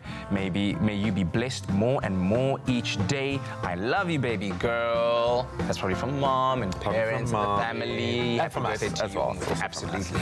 And then Goodwill has just turned 44 years of age today. May your goodness, your love, and mercy follow you all of your days. Happy birthday, bro. And that's from Shoki, Kaylee, Kel, Lorian, and Laird. And then we're wishing Florence a happy birthday. May God shower you with many more blessings and years. Enjoy your day, Makazi Wam. And that's from your sisters and daughter Amanda. We love you, Stuckant, Florence. Hey, Northwest University graduate, what up? Stand up. Entering the teens, happy 13th birthday to our precious girl, Danica. Always remain sweet and caring. May you forever sparkle and shine like the star you are. We love you, and this is from your dad, Preven, and mum, Nolene. Happy birthday, and welcome to teenagehood. And then also, I wish my brother's daughter, Iriska, a big happy 13th birthday. May you enjoy your special day. And this is from Auntie Jackie, as Iriska makes her way also into teenagehood. Happy birthday to you. Savor every day, girl. Happy birthday to all of you. Hope you're feeling really special already. If we didn't get to your messages, we are sorry. Hopefully you saw your name at least on screen today. If you'd like to get a message through for someone really special in your life, give us a good 24 hours lead time if you can, but send those messages to birthdays at cardova.tv, or you can just WhatsApp us a 15 sec. Please WhatsApp us a video, man. We've had some amazing videos. You can sing, you can dance. It's so much fun. Yeah. 071-640-6551. We'd love to hear from you. And if it's your special day today, happy birthday. Happy birthday indeed if it is your special day. Time for us now to set your appetite up if you are into movies or if you're not even into movies. This guy really has this incredible ability to just like tell stories about movies that makes you want to go to the cinema same time. You know what that means? It means it's time for us to check out the latest movie trailers with JP Sebastian, our resident movie guru. JP? Man, no pressure after that introduction. So I'm very glad that you put me on the couch today because I'm going to need to calm down. And even if you don't like movies, if you like cameras, if you like photography, if you like seeing through your eyeballs, then the first movie is incredible. So that's a lot of people, basically. This movie will appeal to a lot of people. I hope so. 1917. 1917, yes, is one of, and I was just talking to our cameraman, Stephen, now he was saying there weren't a lot of movies that were about First World War. We obviously get a lot about the Second World War. This time around, we're looking at the first, and it, however, is not just a gigantic war epic. It is also the story of two soldiers who are sent on their way to try and rescue a column of their own allied soldiers, 1,600 of them, from walking into an ambush. Obviously, this is before text messages, and this is even before Mix-It, if that's even possible. So what's incredible about this, and why I was saying if you just like being able to see through your eyeballs. Cinematography is by a guy named Roger Deakins. Roger Deakins won the Oscar last year for Blade Runner 2049, but prior to that, Fargo, No Country for Old Men, Kundun. This cinematographer has been around forever, and he studied. When you go to university, when you want to go study film, you're going to learn about Roger Deakins, and you're going to learn a lot just by watching 1917. Look at these shots. It's the mess, it is the chaos, it is the ruthless vileness of war, and in amongst that there's still these like clean, pristine palettes of like the sky against the bank of green, or like just grey against brown. It's, like a Rothko painting, and for anyone who knows those. That's the thing about a movie like this, is that if you're telling a story like this about the World War, the visual expression of it becomes the key thing. How do you make it sort of not inhospitable to the eye? How do you still make it sort of palatable? And aside from that, they made their lives even more difficult. So while you're watching a crane clash at two guys right now, the film is shot in the style so that it feels like one take. So, you know, like 3 times now you've seen our director cut from different cameras, one on JP's face, one on both of us, etc., etc. So there's a feeling of no cuts throughout a war epic. Maybe just flows. Which obviously it's not the case. There's no way they could have shot. Look at all these different colors. Look at all these different times a day. Like done that in one shot. So it's tricked to make you feel like this entire desperate effort, this push, is all happening in real time as you're watching it, which definitely adds to the tension. Ooh, there's a little tribute shot there to Children of Men, the greatest movie of all time. And speaking of tribute shots, it's actually quite sweet. At the moment, out right now is Ad Astra, and that's by a cinematographer, Hoyt van Hoytema, who had previously worked on Dunkirk. But Hoyt van Hoytema likes Roger Deakins because obviously they're both great at cinematography, so now he's doing his tribute to Dunkirk with 1917. Look at this title, look at this title sequence, that is so cool. It's not so often, and just, I mean, even look at the poster that we just showed you earlier as well. Wow. Are we going to watch that, children? Don't take your children to watch it. No one's saying anything. When is this out? They're also quiet. Let's try again. Are we going to watch this one? Yeah. Okay, my babies. It's 1917. It's out Jan 2020. The next one is Birds of Prey. Another one that I'm deeply interested in. So we had Suicide Squad before, which I'm not so interested in. Most people weren't. And that's where we were introduced to Margot Robbie's take on Harley Quinn, who is the partner in crime and the romantic partner of the Joker. Joker is also having his own turn on cinema circuit at the moment. This is her single movie Response, and this comes out in February of next year. I am super keen for this too. Now, speaking of cinematographers, you've got Matthew Libatique on here. He is, speaking of like when you go through university for the first time, when you like study film, Matthew Libatique is one of these names that come up because everyone remembers Requiem for a Dream. That might ring some bells with some people, but he was also the eye behind Black Swan. And that's definitely like crucial when you have a movie where someone is dealing with, is this really happening? Or is this all happening in my head? Because obviously Harley Quinn is also a bit of she has mental issues in the same way that Joker does. But Margot Robbie, I love her so much in this. Look at her. She's like totally invested, and she clearly is in love with the character as well. It is pretty to look at. It looks like burnt, caramelized candy every shot, like a neon light breaking. And I doubt that it's going to be as much of a sort of like a trudge and a dreadful sort of like nightmarish experience maybe as this new Joker movie, which has its own kind of merits because it looks like it has a sense of humor as well. It's also got a sense of musicality to it as well. And then it helps to have that cinematographer who I just mentioned, Matthew Liverty, who previously had done A Star Is Born, as you can tell almost by some of those shots, where she almost looks like Lady Gaga, but it looks like tons of fun. Yes! It does. It certainly does. Sorry, look that like cheesy lots of fun. zoom is hilarious. So this is Birds of Prey. It comes out when? That's February next year, and it's directed by a woman, and it is written by a woman. We love that. It is obviously all at the front, aside from Ewan McGregor, who's the bad guy in this, led by, as well as Margot Robbie. But no one minds that. No one minds him. Oh, no, absolutely. Yeah. Hashtag warm mandla. Beautiful stuff. Thank you so much, JP Sebastian. Of course, you're going to be back a little bit later on giving us some reviews. Will Smith's sci-fi thriller, Gemini Man, that's coming out. Lots of excitement around that. He's going to be reviewing that movie. So stay with us here on your Feel Good Breakfast Show. Bird of Prey.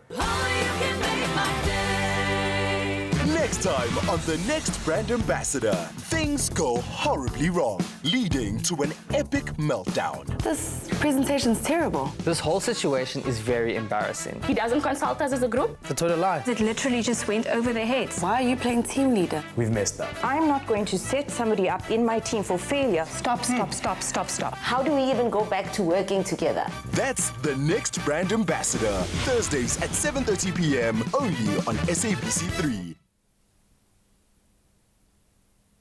Tonight, I'm a couple hundred miles from Japan, and I was thinking I could fly to your hotel tonight, 'cause I can get you off my mind, can't get you off my mind, I can seem to get you off my mind. Let's get lost tonight, let's get lost tonight. You off my mind. Let's get lost tonight. Let's get lost tonight. Oh, I can seem to get you off my mind.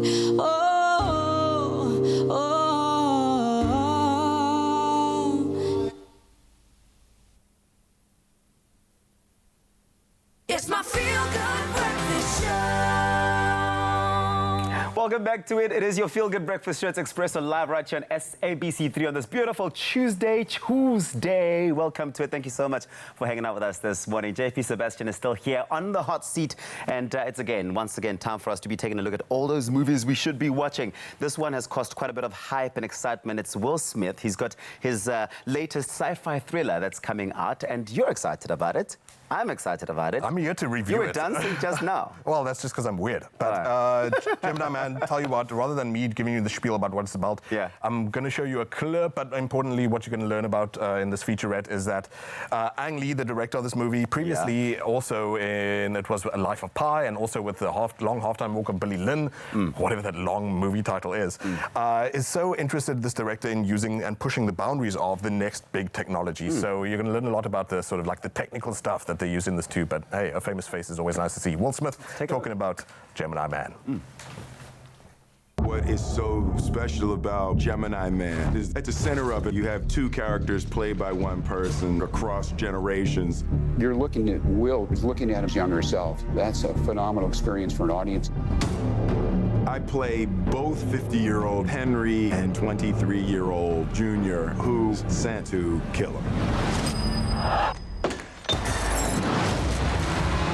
The concept of a man being chased by himself, that's a really compelling idea for a story. Thanks to the technology, now it's possible.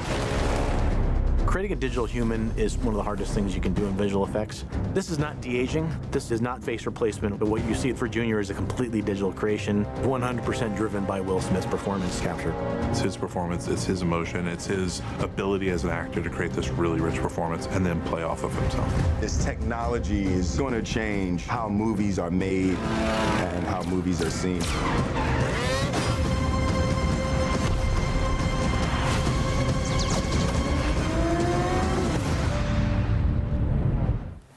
Whoa, Gemini Man. How's your adrenaline? I'm really excited about that, but like, I'm just so fascinated by this new technology that's coming through now, this de-aging situation where you're seeing the same character as a younger version of themselves, but sometimes they're able to create an older version of them. Yeah, so we've previously seen that now in, remember it was Captain Marvel that they did that with Samuel L. Jackson. Yeah. And coming out soon is The Irishman by Martin Scorsese, where they do that with Robert De Niro and Al Pacino and Joe Pesci, which I'm super excited about. However, there's a but. About Gemini Man. Let's talk about this. And let me get into the nuts and bolts just real quickly about some of what they were talking about is so right now as South Africans and whoever else watching the stream of Expresso, you're watching at 25 frames per second in all likelihood. So that's 25 still photographs every second in a way. This movie was shot at 120 frames per second. So everything seems like silky smooth and like really fluid. We've seen, like, you know, on fancy TVs you might get 60 frames per second and everything looks like almost surreal. So in the cinema you're probably going to get this at 60 frames per second, not the full 120 effect, and also it's shot at 4K and also it's 3D, so I don't know how we're going to get this on a disc one day because the file size is going to be gigantic. Are we still getting discs? Good point. All that fancy stuff aside, let's talk about the story. So Clive Owen is returning as a bad guy, a man who I love for the movie, who I previously spoke about, Children of Men, way back in the day, and he has made, as you can see, a clone of Will Smith, who is supposed to be the best of assassins in the world. So how do you kill the best of the best? Well, you by putting them up against themselves. Yeah, I suppose it's a 50-50 chance, right? Except obviously that older Will Smith has all this pain and experience and whatever, and the young one sort of is unblemished, a clean slate. Maybe that works against him, maybe it doesn't. I'm not going to tell you how it ends, of course. Let me tell you how my thoughts on this end. So half the time this de-aging that you were talking about looks all right, and then the other half, Slick Willy looks a bit way too slick. He looks like a... Sometimes it looks like it's just come from a shave, and that's all. Like they shaved everything, man. Like he looks like a Botoxed prune. Like remember, what's the name? Henry Cavill's moustache, or his like top lip in Batman vs Superman, whichever one it was. Like his whole head is sometimes the top lip. But yeah, eventually your body gets used to that and you keep watching the movie and that's fine. Now let's talk about the movie as a whole. Story is unremarkable. Bad guy has nothing particular about him, and Will Smith plays a character called Will Smith, basically. It feels like you're watching Will Smith sort of from the other movie I, Robot. I think that they spent a lot of their time obviously focusing on the technical side and not so much on the guts of writing a story, because there's nothing much to speak of. Is the performance at least impressive? No, insofar as that he's just asked to play Will Smith, so he's not bad, but there's nothing about this character that makes you think this dude has been in this game for decades. He's got these personal quirks about him, and wouldn't it help for him to have his personal way of doing things because you have a duplicate of him on screen? So rather than make Will Smith play against Will Smith, you make a really particular character play similarly against a really particular character. In terms of popcorn, where are we sitting? Where are we sitting here? How many popcorns are you giving this? Let's not jump the gun. Let's tell you what. Let's show you another clip real quick, because people are obviously excited about this new technology that Ang Lee is pushing, aside from the 120 frames per second and all that. So after this, you're going to give us the pop, because I'm very keen to. I'm over-talking. I'm sorry. Here's a clip. Your DNA and his, identical. He's your clone. There's a new era of filmmaking, and with the technology, where you have a more immersive experience. What you'll experience in Gemini Man is high frame rate 3D, both 3D plus. We're shooting in 3D at 120 frames a second, which is 35 times the amount of data a normal 24 frame a second film would take. You see detail in the fights and detail in the motion that would be buried in blur at a normal film frame rate. 3D plus is something that really puts the audience into the action. You really feel like you're there, and it gives them an experience that they can't get at home. The popcorns! Okay, real quick. So if you're going to be shooting at such a high frame rate, every action sequence is not going to have swishes and huge flying blows and blurs and stuff like that. Everything looks... Is this the young or the old JP doing this? The old JP is probably going to be in hospital after just doing that. But yeah, the action doesn't land the way it should, and unfortunately 4 out of 10 is the best I can give Gemini Man. So 2 popcorn per Will Smith. Yes, maybe just the smooth kernel, not the big furry popcorn thing. You are going to have to watch this yourself and form your own opinion. Maybe you watch it, let us know how many more popcorns you're going to be given to this movie. It's Gemini Man with Will Smith. Thank you so much. And Will Smith. And let us know on Facebook what you think of it. painless. All right, well, that may be 4 popcorns over there, but right over here, you get 10 times the smoothness, 10 times the fame and fortune, and now is your chance to enter to star in Tropica Island of Treasure Curacao, especially if you are looking for fame and fortune. Now, you could be selected as one of the 6 contestants going to Curacao in the Caribbean and featured on the TV series. Plus, stand a chance of winning a shared 1 million rand alongside your celebrity partner. Now, all you got to do is WhatsApp the keyword TIOT9 to 063 921 8395. Let me give you that number one more time. 063 921 8395. And all the audition details will be WhatsApp back to you. And remember also to buy Tropica for details on how you can stand a chance of winning hundreds and thousands of prizes. Now, you have about 3 weeks left until the entries close on the 31st of October 2019. And trust me, you don't want to miss out on this opportunity of a lifetime. It's going to be absolutely fantastic on the island. And if you're looking for more reasons why you should enter for TIOT9, well, firstly, you'll be starring in one of the most watched TV game shows in South Africa. Reason number 2, you get to hang out with 6 of South Africa's top celebrities. If that's not enough, you'll be exploring the island of Curacao, that's voted one of the best islands in the Caribbean. And just to top it all off, you'll also get the chance of winning a shared 1 million rand alongside your celebrity partner. So the question is, what are you waiting for? You shouldn't be waiting. WhatsApp that TIOT9 keyword to 063 921 8395 for all the audition details, and it could be you winning with Tropica Island of Treasure. T's and C's and more information can be found on the website tropica.co.za. There's nothing smoother than winning when you buy Tropica. To enter for Tropica Island of Treasure Curacao, buy any size and your favorite flavor of Tropica in fresh or long life. Find the unique code behind the label or the sticker. Then follow the entry details on the pack and you could win daily prizes of airtime, cash, LG Q60 smartphones, 55-inch LG UHD smart artificial intelligence digital TVs, steam dishwashers, Caribbean tan hampers, or guest watches. That's more than 100,000 prizes. Now, for your chance at competing in Tropica Island of Treasure Curacao, record a video audition of yourself describing how you would outsmooth your competition on the island. Then load that video onto Instagram, Twitter, or Facebook with hashtag TIOT9 or WhatsApp the video to 063 921 8395. And it could be you winning a share of 1 million rand plus smooth fame and fortune while flying with KLM to the Caribbean for this season of Tropica Island of Treasure Curacao. Well, if there's one thing about your Feel Good Breakfast Show, Expresso, is that we bring you the best of the best in every single thing, and today is certainly no different. Amy Jones is here, winner of the EDM Record of the Year, this time around here to give us a medley. Yes, ladies and gents, it's No One and Lost in Japan. Take it away, Amy. No one, no one, no one could get in the way of what I feel. No one, no one, no one could get in the way of what I feel for you, for you, for you. Oh, oh, oh, oh, oh, oh, oh, oh, oh, oh, oh.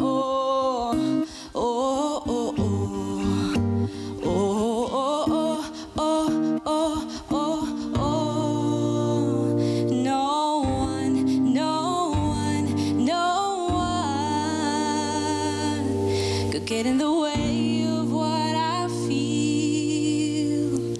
Do you got plans tonight? I'm a couple 100 miles from Japan, and I was thinking I could fly to your hotel tonight, 'cause I can get you off my mind, can't get you off my mind, can't get you off my mind. All I take is one flight, we'll be in the same time zone, looking through your timeline, seeing all the rainbows. I got an idea, and I know it might be crazy, but I just wanna see you. Oh, I gotta ask you, you got plans tonight? I'm a couple 100 miles from Japan, and I was thinking I could fly to your hotel hotel tonight. 'Cause I can't get you off my mind. I can't seem to get you off my mind. Let's get lost tonight. Let's get lost tonight. Oh, I can't seem to get you off my mind. Let's get lost tonight. Let's get lost tonight. Oh, I can't seem to get you off my mind.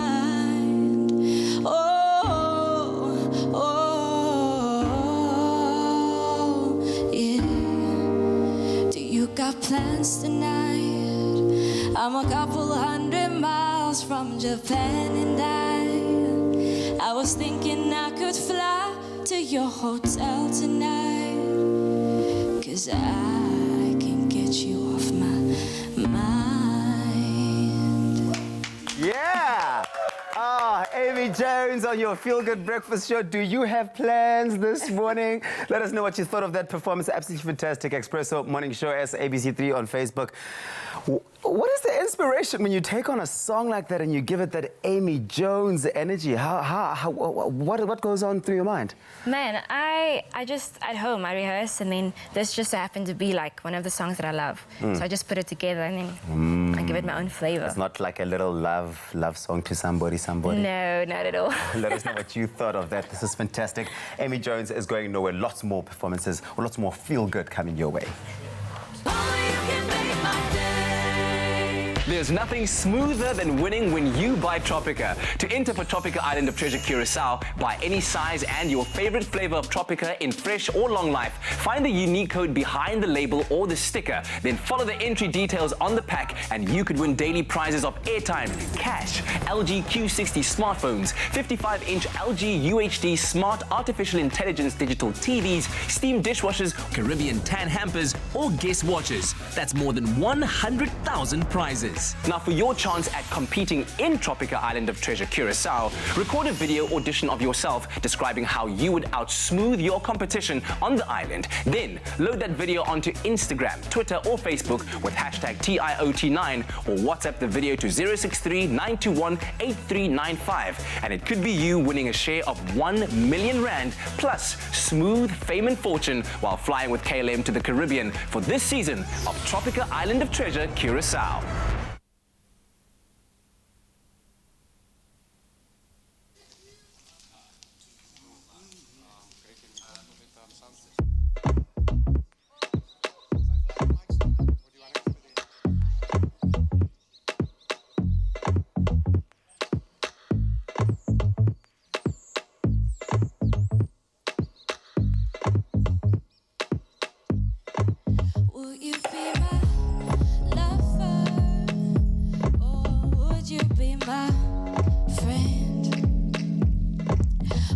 Just hide what you feel all the time. No.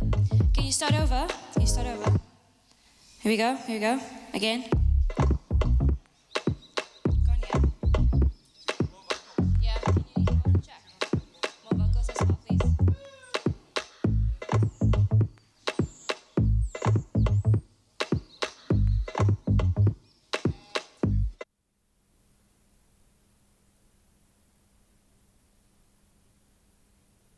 It's my Feel Good Breakfast Show.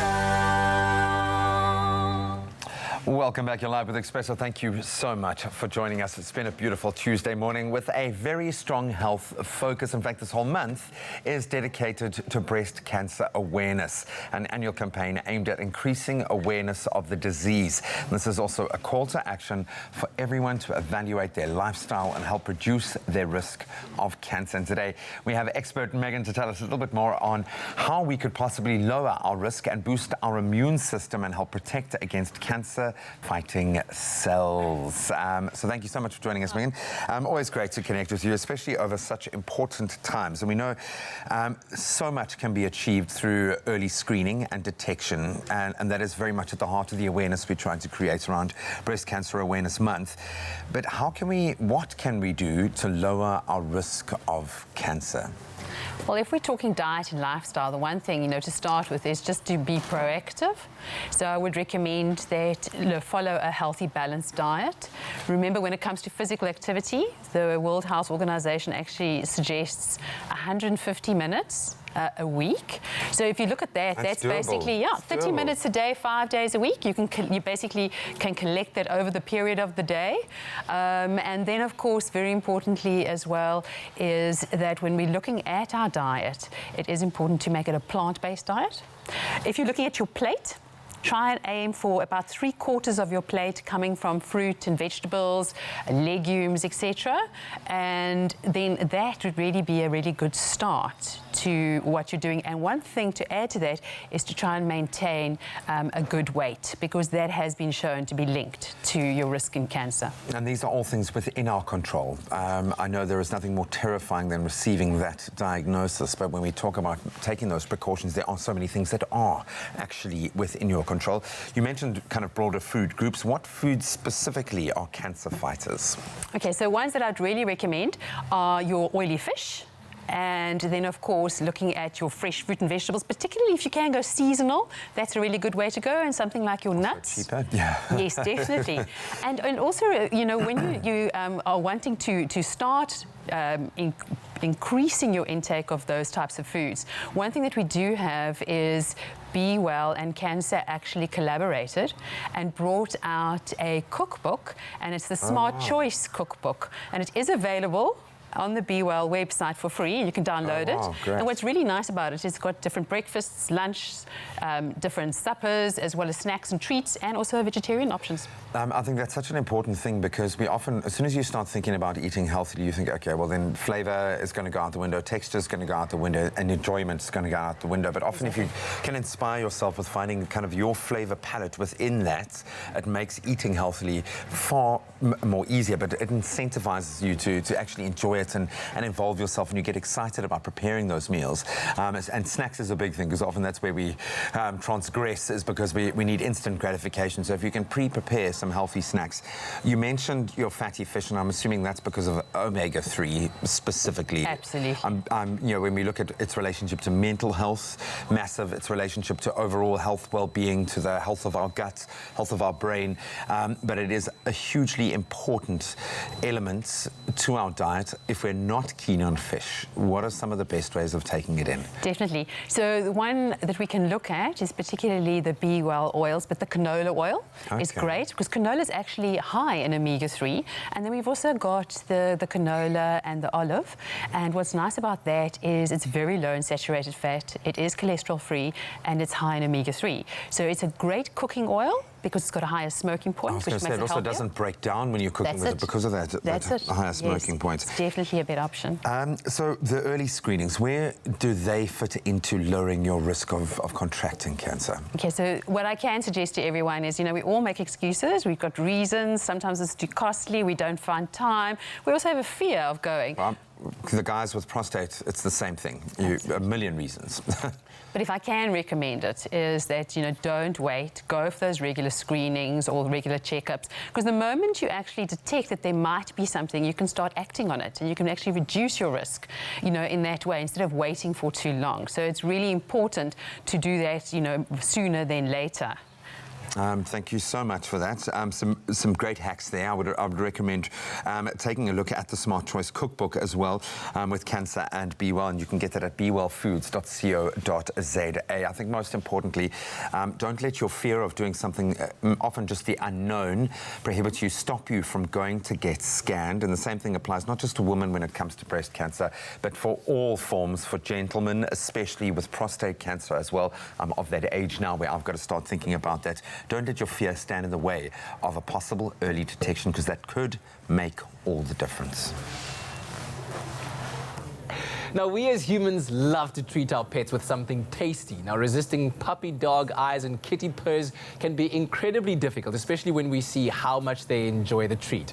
However, with some treats, we could be doing more harm than good, because some treats are packed with calories, and it's important for us to know just how much is too much. And so we've got Marika Ackerst, nutritional advisor from Hills Pet Nutrition, in studio with us today to talk to us more about this and how to manage, you know, especially when it comes to those family gatherings. beings where our pets are all around and we love sharing everything with them as well, right? Absolutely, and I think we don't perceive how full of calories something that is fine for us are for our pets. Yeah. So in general, if you could find a definition for what makes a healthy treat and not so healthy treat, how would you define it? I think the most important thing is that a treat should not make out more than 10% of the diet, else you start unbalancing what they're already eating. Mm-hmm. And the second thing is to think about how much carbohydrates, fat and calories that specific treat contains, as that would determine how much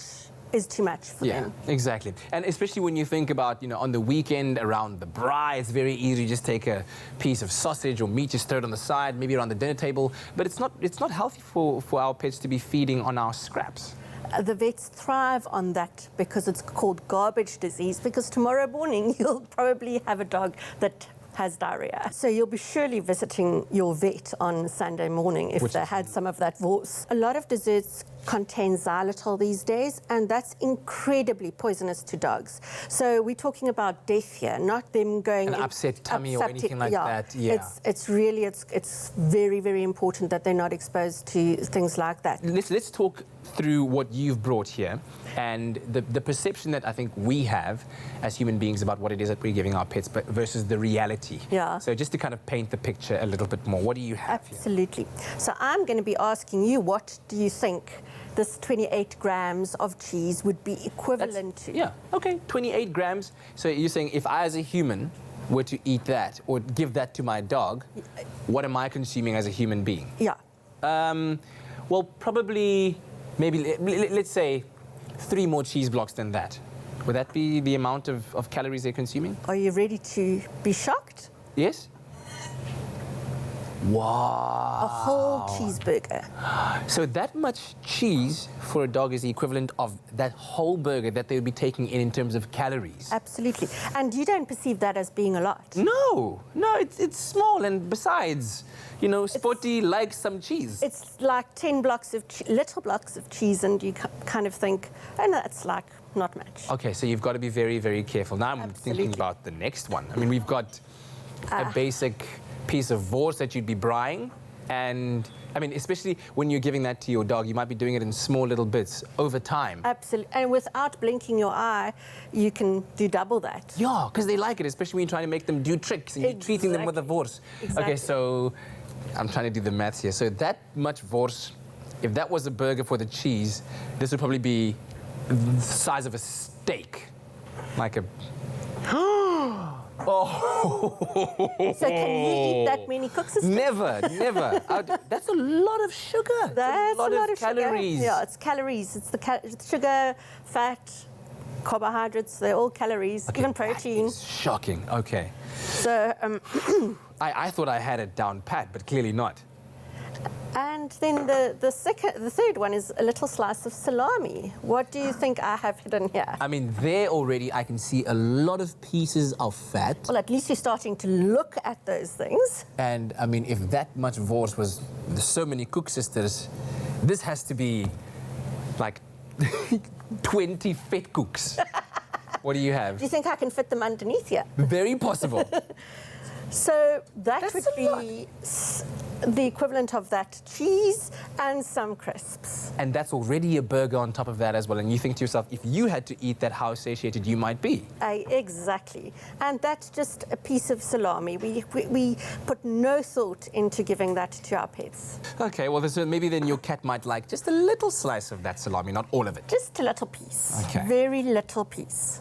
I mean, I've gotten it wrong 1, 2, 3 times. The 4th time, I'm not sure if I'll be able to nail it. But I'm surprised because looking at this, when we as humans eat this little serving of tuna, you think about all of the protein that you're taking in. It's building muscle, especially if you're training.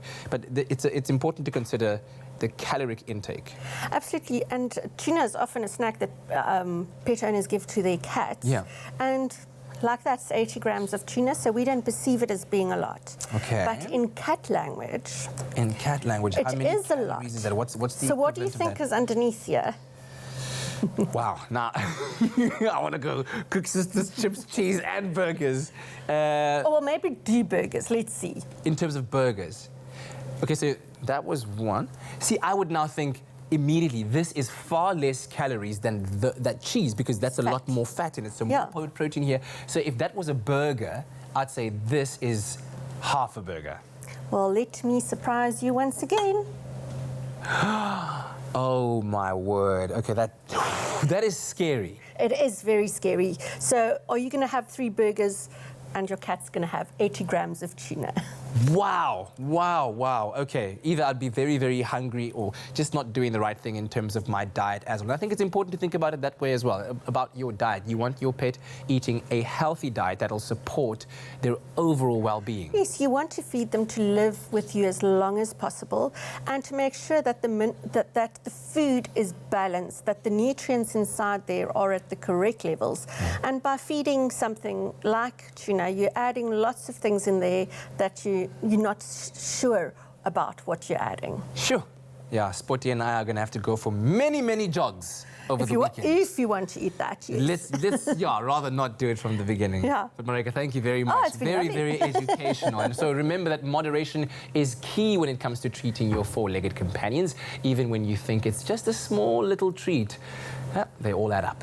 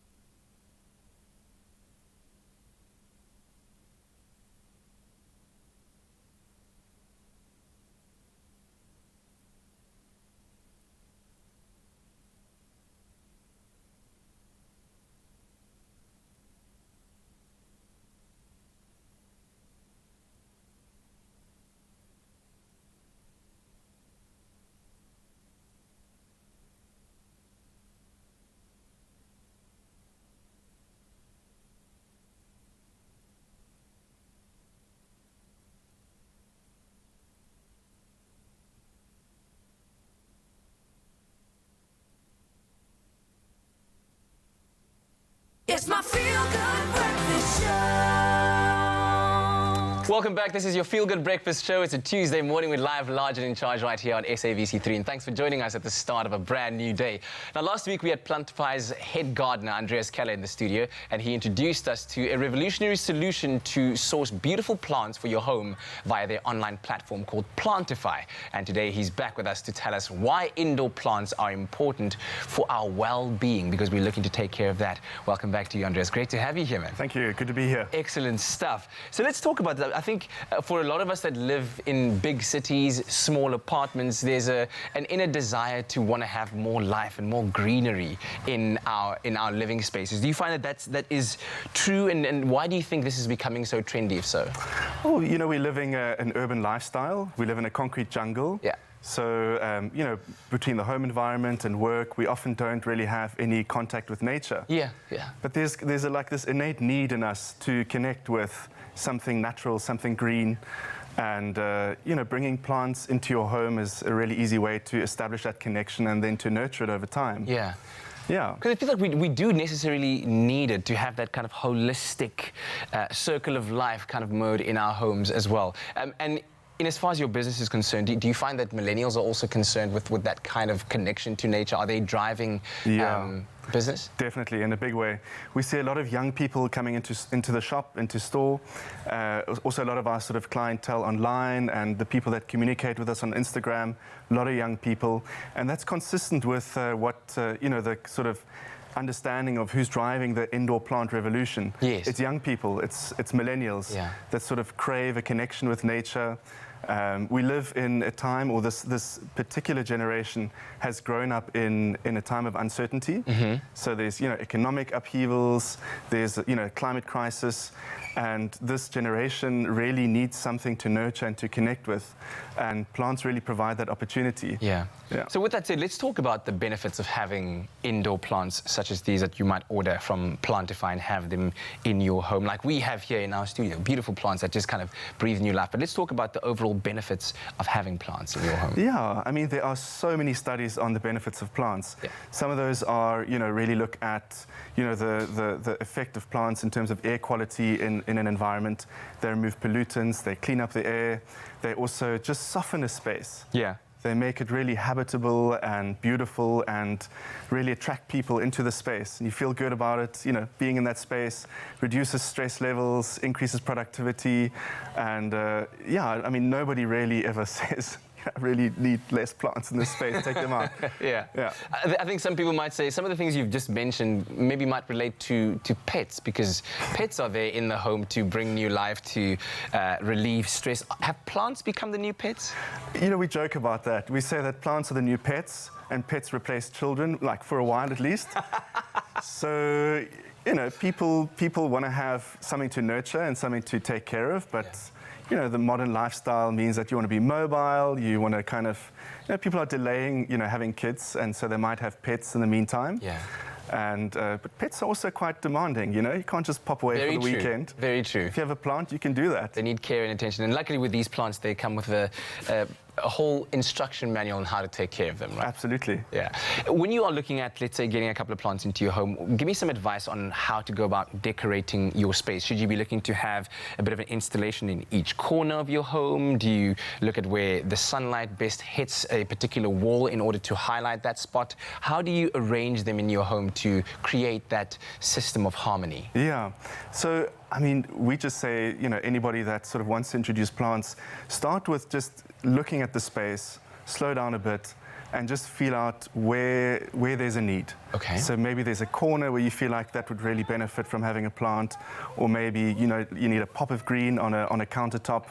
Start with that. So start with the space and then look at what plant would really work in that space. Maybe think about the places where you spend the most time, where you might sit and have a morning coffee reading a book, maybe where you wash dishes, where there might be a view with some sun coming in as well. Definitely. You always have a view of the plants. Absolutely. Wonderful. So look at the space, look at the characteristics, and then find the plants that suits that particular brief. Wonderful stuff. Yeah. Great to have you back with Good us, to be here. Andrea. So if you want to win this beautiful indoor jungle starting kit, then visit Expresso's Instagram page and comment on the Plantify competition post telling us where in your home you would set up a little indoor jungle. And remember to follow the Plantify Instagram page. They are at Plantify_, and therein you can stand a chance to win as well. The competition ends today at midnight, and terms and conditions can be found on our website, expressoshow.com.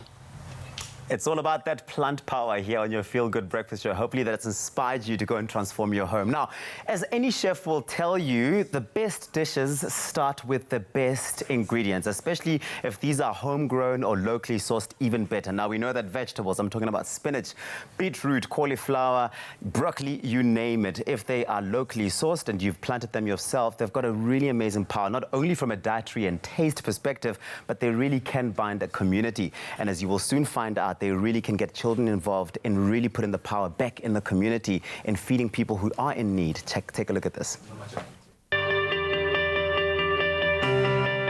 People are going back to basics when it comes to food gardens. More and more people are choosing to grow their own food gardens that are chemical-free and produce the highest nutritional value. Today I am in Lavender Hills at Lavender Primary School, where a group of organizations have come together, led by Urban Harvest, to put together gardens for those who need them most in Cape Town. I was very overjoyed when I first planted my first vegetables, and it's a pleasure to have a beautiful garden at our school. When we planted these plants, I felt a lot of emotions. It was really brilliant to be part of the Earth Child project, and I'm really grateful to be in it. So the skills that we're looking to impart is really getting down and dirty physical work in the garden for the youngsters to really get to know the plants, get to know the cycle of the plants, how they work, when they're planting, when we need to harvest. And it's really, the other aspect is the social skills involved with working in the garden, working as a group, and just really working as a team in really looking after the space. I joined Earth Child projects at the beginning in the year, and then Etienne introduced us to Ben, and then he introduced us to the garden. Ben, you set out to develop this outstanding garden for the community of Lavender Hill. How did this mission come about, and where did it all start? So this is one of 350 gardens that we've set up around Cape Town, but this is an exceptional garden, a really special garden, because it's the 4th project that we've done with The Real Thing, and I can confidently say this is definitely one of our most beautiful gardens to date. Anna, this is a very impressive food garden, but what motivated The Real Thing to get involved in this project? So thriving health and wellness is really the very essence of The Real Thing health supplements. It's why we exist, it's what we do, it's what we put out into the world. But unfortunately, health is a luxury, and especially in South Africa, where we have around 14 million people going hungry every day. So the most meaningful contribution that we can make to the country is to sponsor these incredible food gardens in the places that need it most. Because we understand that a food garden is not just about growing food, it's about growing people, it's about growing communities. And that's what our mission is. For as long as The Real Thing is around, and for as many food gardens as we can create, we're committed to doing that.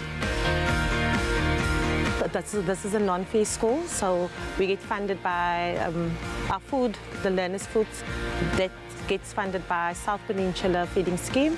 But the food that is supplied is only for 250 kids, but we have more like 500 to 600 kids that gets fed by our school every day.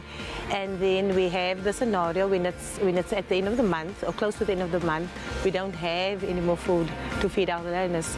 So hence the food garden.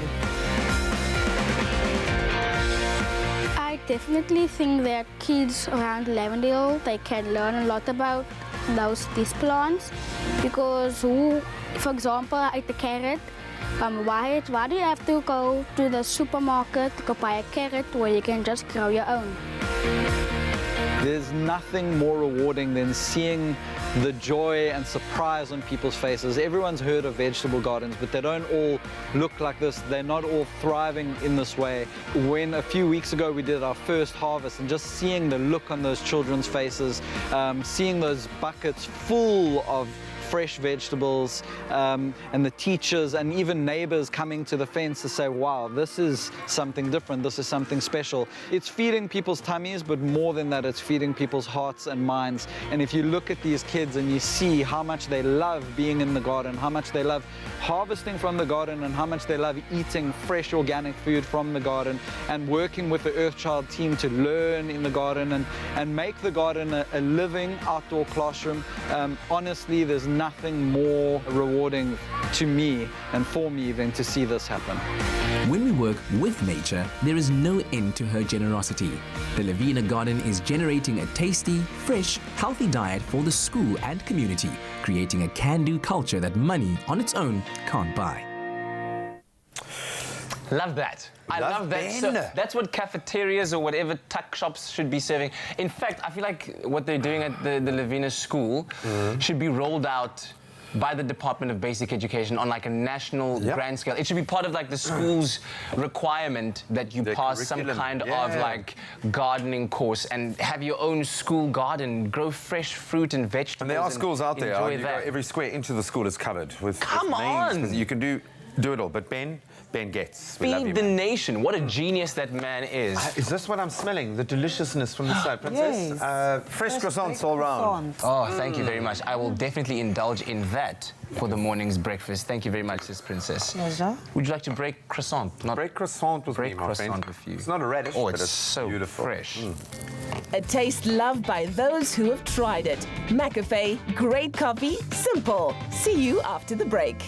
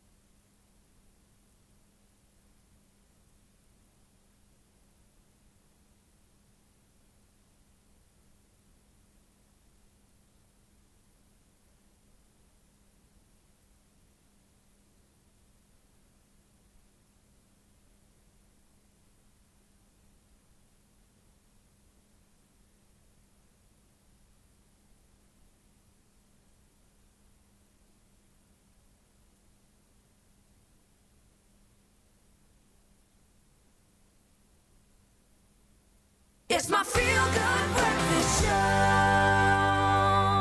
Welcome back to your Feel Good Breakfast Show Expresso on SABC3 Tuesday morning, and we're live, large and in charge, enjoying the croissants. It looks like we've been like Lady and the Tramping that croissant from the side. No, we didn't do that, okay? Thanks very much, Princess, for broke a little bit off and ate it. Interestingly enough, I put a poll on Twitter, up on Twitter about the grade 9 GEC certificate. Yeah. And quite interesting that an equal number of people are saying that it's a bad thing, with the same number of people saying that they have little understanding of it. I think that's what rules. You almost get a sense that from an education perspective, they're not fully aware of what it's all about, and that this almost feels like kind of a litmus test to see how the public will receive it, what the rationale is. But I think we need to hear from the Ministry of Education. Yeah, it would be great to get an official comment, because the press, I don't think, has it quite right. And it's always my issue when people just go out on social media and go, and burn it all down. Drop out of school, how much do you really understand before you start commenting and posting? But anyway, we would love to hear from you on Expresso Morning Show SABC3. You put up that question. Especially from grade 9s. Yeah, exactly. Let us know what you think. Anyway, right now, let's catch you up with the morning headlines. Indeed, time for that final look at those news headlines. The National Union of Metal Workers of South Africa, NUMSA, has confirmed that the Johannesburg Labour Court granted air chefs an interdict preventing the union from embarking on a strike, which would have seen airline food and catering staff withdrawing their labour. The Deputy Minister of Human Settlements, Water and Sanitation, David Mahlobo, says communities must pay for municipal services. He said state entities were owed billions of rands because residents were not paying for municipal services. In international headlines, the Royal Palace in Nigeria has announced that its resident tortoise has died following a short illness, saying it was a remarkable 344 years old. The tortoise, named Alagba, meaning elderly one, had at least 2 personal attendants to see to her needs. And in Peru, the unprecedented, well-preserved remains of a 1,000-year-old dog have been discovered in an ancient pre-Hispanic temple in the Ancash region in the north of the country. And finally, wishes have poured in for Archbishop Emeritus Desmond Tutu, who celebrated his 88th birthday yesterday. Scores of people across the globe took to social media to wish him well on his special day. Fondly known as the Arch, the beloved human rights activist and Nobel Peace Prize laureate has largely retreated from public life, but made 2 rare appearances this year. In May, he and his wife Leah cast their special votes at their Milnerton home for the 2019 general elections, and he blew a kiss at journalists, waved and thanked them for being present. Last month, Prince Harry and his wife, the Duchess of Sussex, Meghan, introduced their son Archie to him. His eyes lit up and he cooed over the little one. And that's where we leave it for now. Here is a look at your sports with Graham.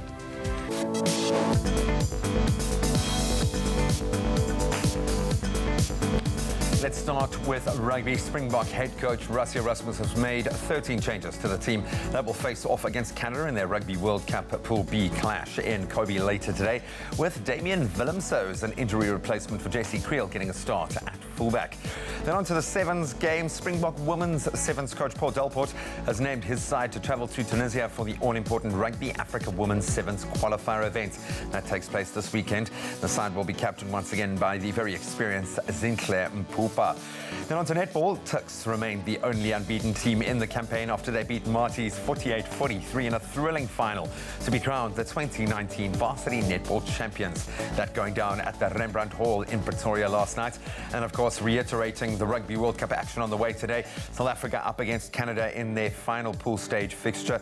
Springboks wanting the win there, of course, in order to book their place, ultimately solidify that place in the quarterfinals of the tournament. The match will kick off in Kobe at 12:15 this afternoon. And that's a wrap of our sport for this Tuesday morning.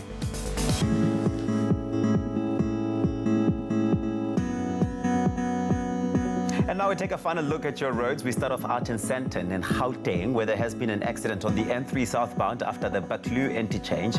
The right lane is currently obstructed and causing heavy delays. Please approach with caution. In the Western Cape in Bellville on the N1 inbound, there is congestion that's between Jeptiacher Avenue and Kubek interchange. The average traveling speed there is 20 kilometers per hour with delays up to 40 minutes. And if you're rushing off to the trains, there is an extended travel time of 30 to 40 minutes on the Central Line due to speed restrictions, prevailing infrastructure conditions in Langa, Mutual and Philippi, as well as sets out of service. So do save yourself some time and take it easy on the roads this morning.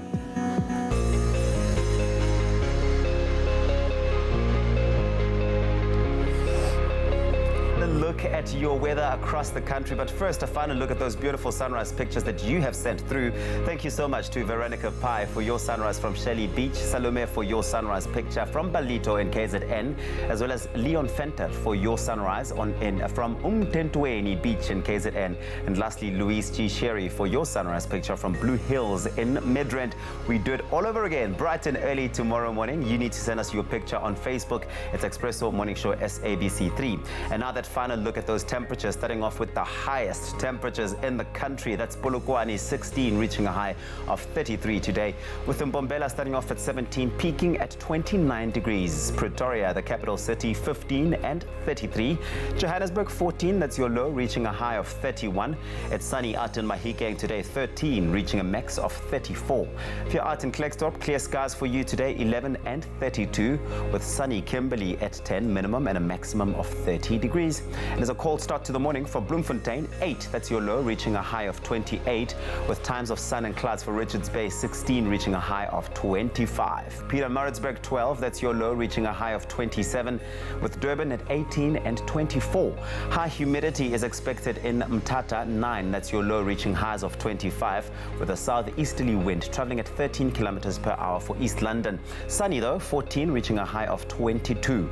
Craddock 9 and 28. Port Elizabeth 14, reaching a high of 22. Occasional drizzle is expected out in George today, 12 and 20. With the lowest temperatures in the country, Sutherland 4, your minimum and your maximum is 22. And if you're out in Cape Town, well, you can expect that northwesterly wind traveling at 20 kilometers per hour. 12 is your low, reaching a high of 20. With Worcester starting off at 10, reaching a high of 25. And of course, you can expect that high humidity over there. Springbok 6 and 26. And lastly, sunny Uppington 13, that's your low, reaching a high of 30 degrees. Well, no matter what it looks like in your part of the country, be sure to make it a feel-good type of day. And hopefully this time around we can inspire you to travel across parts of the world where the weather is always so beautiful. We will turn your guilt trips into good trips. Book flights from 499 Rand, only on travelstar.co.za. So it's time to travel on this Tuesday, and if you were to take your atlas, spin it around in your globe at home and pinpoint it just east of Madagascar to the island known as Reunion, or the Réunion Islands, because very, very French kind of space. Massive French influence, obviously. And one that's become quite popular with South Africans very recently. And so we'll be exploring that with our friend from Travelstar, of course, Linda Baum, joining us. Good morning. Oh, morning, guys. Good to see you both again. We love having you here. You're always excited because you clearly love what you do, but you seem even more excited about Reunion. What is it about Reunion? Why are South Africans flocking to this island paradise? You know, it is a ridiculously exquisite destination, and I think that is the thing. It's close to home. Look at that. It's ridiculously beautiful. 42% of the land of the island is a heritage site, a UNESCO World Heritage Site. It's got an active volcano, guys. I mean, who has an active volcano on their island? That active, so active that you have to really worry about it. No, I mean, active look, enough. Just be aware. It's nice to say there was an active volcano. You just don't want to be in its way. It's got beaches. It's got mountains. It's got the highest. Actually, this was a fun fact. It's got the highest peak in the whole of the Southern Hemisphere. What? I know. Terraria. It's true. So I don't like to even higher than Kilimanjaro. You know, that's because that would be higher up. So it's just in Southern Hemisphere. So Kili is up. Don't get me. Okay, just, cut the section, guys. Cut the section. That it is the highest peak.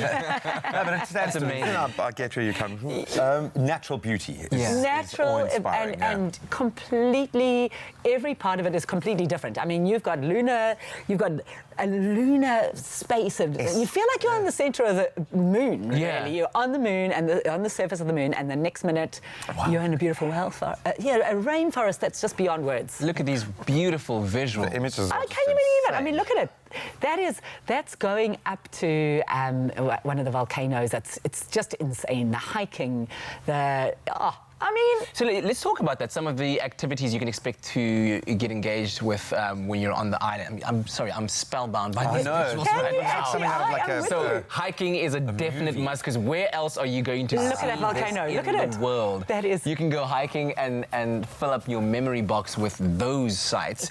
Scuba diving, of course, plenty of that. And what else? What else? You know, so South Africans are obsessed with mountain biking, trail running. I speak for myself in the trail running aspect there. And it is, so then there's, I know, paragliding. No. Look at that, guys. You can literally jump off waterfalls. Look, it's not often that you see landscapes that rival. We are so spoilt here where we live. Yeah, we are. And when you see things, I mean, like, look at that. Oh, okay. That visibility is beyond words. Snorkeling, kayaking, it just doesn't end on what you can do. And you can go tanning on a beach if you're that way inclined. Yeah. Can you access? We know that it's only 4 hours away, which I would imagine is a big draw card there. But can I actually fly and go and walk up to the volcano? Can you access the volcano? How close? Yes, you can. So you can walk and drive up to it, which is amazing. So you can see it, you know, you can see it. It's quite easily to access. But, you know, word of warning, everyone, if it is active, let's just draw back a little bit, because we want to be able to get you back to South Africa. Yeah. You don't want to lava selfie. Do the guided tours. Do the guided tours. Those are always the safest option to go with. So how is Travel Start making this easier for us to explore? You know what? It's amazing. So we're doing we have a partnership with Reunion Tourism, and have you noticed that I'm choosing these relationships quite well to the places that I want to go? So, you know, have you noticed that? Like, I wasn't going to say it. Yeah, it's a true story. So, so with us, you just jump on our website or you phone our agents. There's lots of packages available. We have links going through to Reunion all over Travel Start's website. Sign up for our mailers, because there are some great deals coming in over the next month. Please, please, please, one thing, guys, I didn't mention. Yes. And, you know, as men, you need to know this. Okay. Their food is insane, okay? Oh, wow. Yeah. French, Creole, local, you just mix it all together and you have a happy stomach. It is it is insane. And then you go run it off. Then you go run it off up the side of the mountain. Up the side of the mountain. On the volcano. Then you sprint back and you double your time. No, then paddle it off, okay? Or swim it off. Swim it off, you know, or we just can stroll solve it these off. problems quite easily. Wow, so. amazing, man. It looks magical, diverse, complex, beautiful. Reunion will delight you. I think you've seen from those visuals. From the moment you step off your plane, literally, you're going to be immersed. And when traveling, remember to book 3 months in advance to get the absolute best deals. Awesomely affordable packages to destinations around the world, not just Reunion, but the entire globe. You can just spin it and plonk your finger and you can find more. Don't delay on those bookings. Get on it. Just get on it now. Get yourself to an island, I say, guys. And this island is just beyond words. You deserve it. You deserve it. We will turn your guilt trips into good trips. Book flights from 499 Rand, only on travelstart.co.za. Well, hopefully you're inspired to get going all the way to an island. And if you can't go to an island just yet, we've brought the Exotica Extravaganza over here on your Feel Good Breakfast show. Amy Jones, you've had such an incredible run. You've got a brand new song. It's called I Wanna Know, and it's been received so well on radio. This will be the first time you're performing it on TV. Yes, the very first time, so I'm very excited about it. It's an Expresso exclusive. Take me through the song. What's this about? So the song is about basically about wanting to know, does he or she really like me, or am I wasting my time? Listen, basically, instead of taking like a rose and then playing with the petals, going, does he love me? Does he not? He loves me. He doesn't love me. Listen to this song and take some notes. Amy Jones, take it away. Thank you.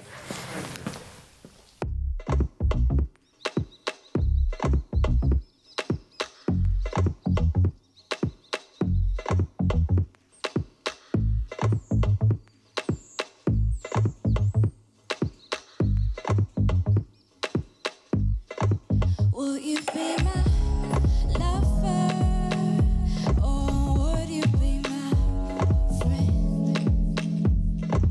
Will you just hide what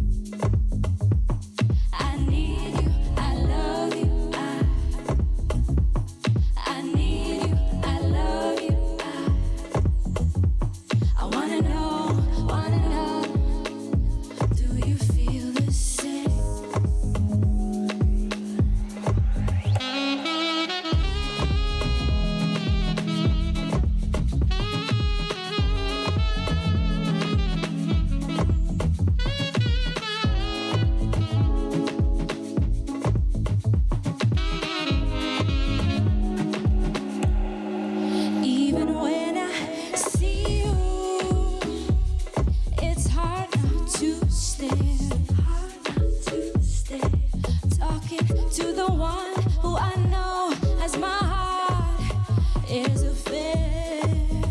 Is it fair? Can I share a secret? As you are my everything,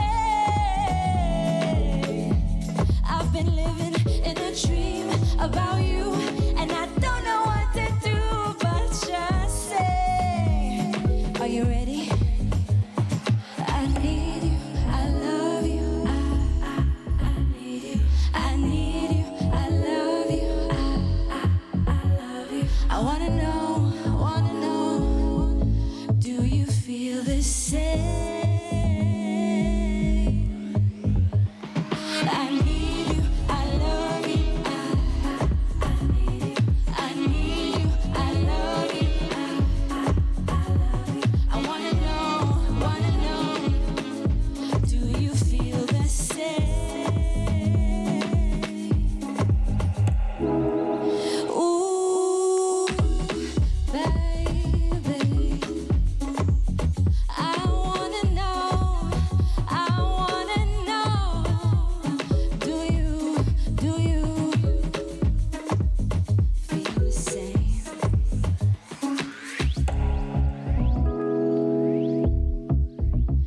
I need you, I love you. Do you feel the same? Yo, come on now. Well, listen, all I've got to say is that if I was the person who this song is written about, even if I didn't feel the same way before, I might just be tempted to say, yes, I love you. I feel the same now. Well done, Amy Jones. That was amazing. And the love is flowing through on our Facebook. This is so beautiful. Keep it coming. Keep it flowing. Expresso Morning Show, SABC3 on Facebook. She is still here. And one more performance from Amy Jones. We'll see you in a bit.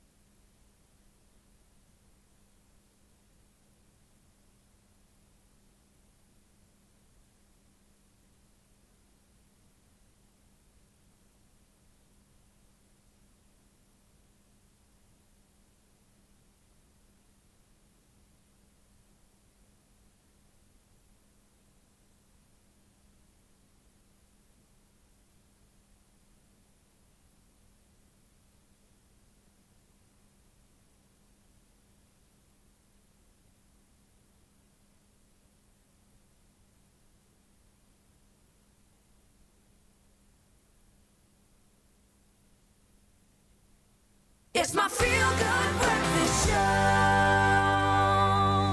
Welcome back. This is your Feel Good Breakfast Show. It's a Tuesday morning, the start of a brand new day. So good to be in your company. Now, as the Rugby World Cup comes to an end in November, we'll turn our focus to the cricketing world at the 2019 edition of the Mzansi Super League. Yeah, baby. This exciting cricket tournament will be broadcast on SABC and features an impressive lineup of marquee stars. The defending champions, of course, the Jozi Stars, will take on last year's runner-ups, Cape Town Blitz, in the opener next month. And here to tell us all about this exciting spectacle, please welcome Cricket South Africa Commercial Manager Kugandri Govender. Great to have you here with us, sporting the new season kit as well. Loving it. Loving it. How excited does it make me to see that? Very much. It was a revelation, I think, for both Kat and I. Working on the MSL was phenomenal. It was groundbreaking for South Africa. We did something truly exceptional, global, which was so cool. This is MSL 2.0. You're raising the stakes. We saw some amazing marquee players. I mean, Chris Gale, AB de Villiers back in the mix for a South African to see him play. Most importantly, when does it actually start? When is that first game going to kick off? Yeah, so starts on the 8th of November. It's full color cricket. It's you can feel the summer, right? You feel it. We got some big names again, so yeah, we're going to be able to see AB in action again. Yes. Hash is on the field again for Durban Heat, of course. Oh, yes. And of course, Imran Tahir back in full swing, and then the big names are here, guys. Bravo's here. Let's talk about Chris those. Gale's yes. here. You know, so it's going to be a spectacular event. I mean, last year's edition was great, I think, but this year we're going to step it up a notch. We got to step it up a notch, right? Absolutely. So this year it is an extravaganza. It's going to be entertainment. I think most importantly for us, it's a fun family day out. It's a nice day in the sun with drinks, with buri rolls, with you know, lots of excitement, entertainment, and we want to get the fans out to the stadiums. But you know, importantly, we understand that there are millions of cricket-loving fans throughout the country that won't be able to get to the stadiums, and we're very excited to say that we've partnered with SABC again, and we're bringing full-colour cricket right into the living rooms of South Africans all over. And you talk about cricket fans, and it's not just South African cricket fans, it's cricket fans from all around the world that appreciate the Mzansi Super League, all the players that make their way from across the borders to come and play in this league and really give it that lift into the international sphere that it deserves to be. The cricketing nation. But the cricket was really good cricket. I mean, you think of Nokia, the amount of players that were discovered in that league. That's how good the cricket really was. Absolutely. Tell me about what's been the feedback from the players, the people involved in the mix after the first edition of the Mzansi Super League. Well, to give you an idea, we had 70 marquee players last year who had applied to get in, and this year we had 184. Wow! So that gives you an idea of the interest, and it's, you know, it's a proud moment for CSA, because I think that our league is standing up against the best leagues in the world, something that rivals Big Bash in Australia, in IPL in India. Obviously is our benchmark and what we'll go for. But you know, those names are coming in thick and fast. Our teams made up of those 6 teams in those regions, nice little mix of international marquee players, domestic marquee players, and then of course we went for a wild card 14th player this year. Of course, yes. Youngster from, you know, making their way up the ranks. Future Nokia, the future. I mean, Rassie van der Dussen, as you know, was also a shining star last year, and this year we saw his performance in the Proteas at the World Cup. Really, so for us, MSL is more than just, you know, the excitement and entertainment. It's about growing the game in South Africa. It's about discovering those beautiful nuggets of talent. Oh, it's a developmental structure. It really is. Correct. It's a game that we love so much. I love the fact that Gail's going to come out with a point to prove, because he didn't hit his straps last year, and I know he's going to come out because he knows his fans out here. Most important question: when and how can we get tickets? We know that so many of the matches were sold out, so you want to get in early, get yourself your own kind of version of a season ticket, if you will. How do we get tickets? So tickets are on Ticket Pro. From the 14th of October, we want to make it extremely affordable so you can get into the stadium quite easy and out. We would encourage every single South African, get out. What we are promising is a safe environment. You know, I think importantly in this day and age, we've got to create that environment that's safe for families to come out, and that's exactly where CSA's focus is going to be in for MSL. So happy to welcome all South Africans into the stadium. Get your tickets at Ticket Pro from the 14th of October. The guys will be in full swing from the 8th of November with a finale obviously on the 16th of December, the public holiday. So very exciting. I cannot tell you how excited you've just made me.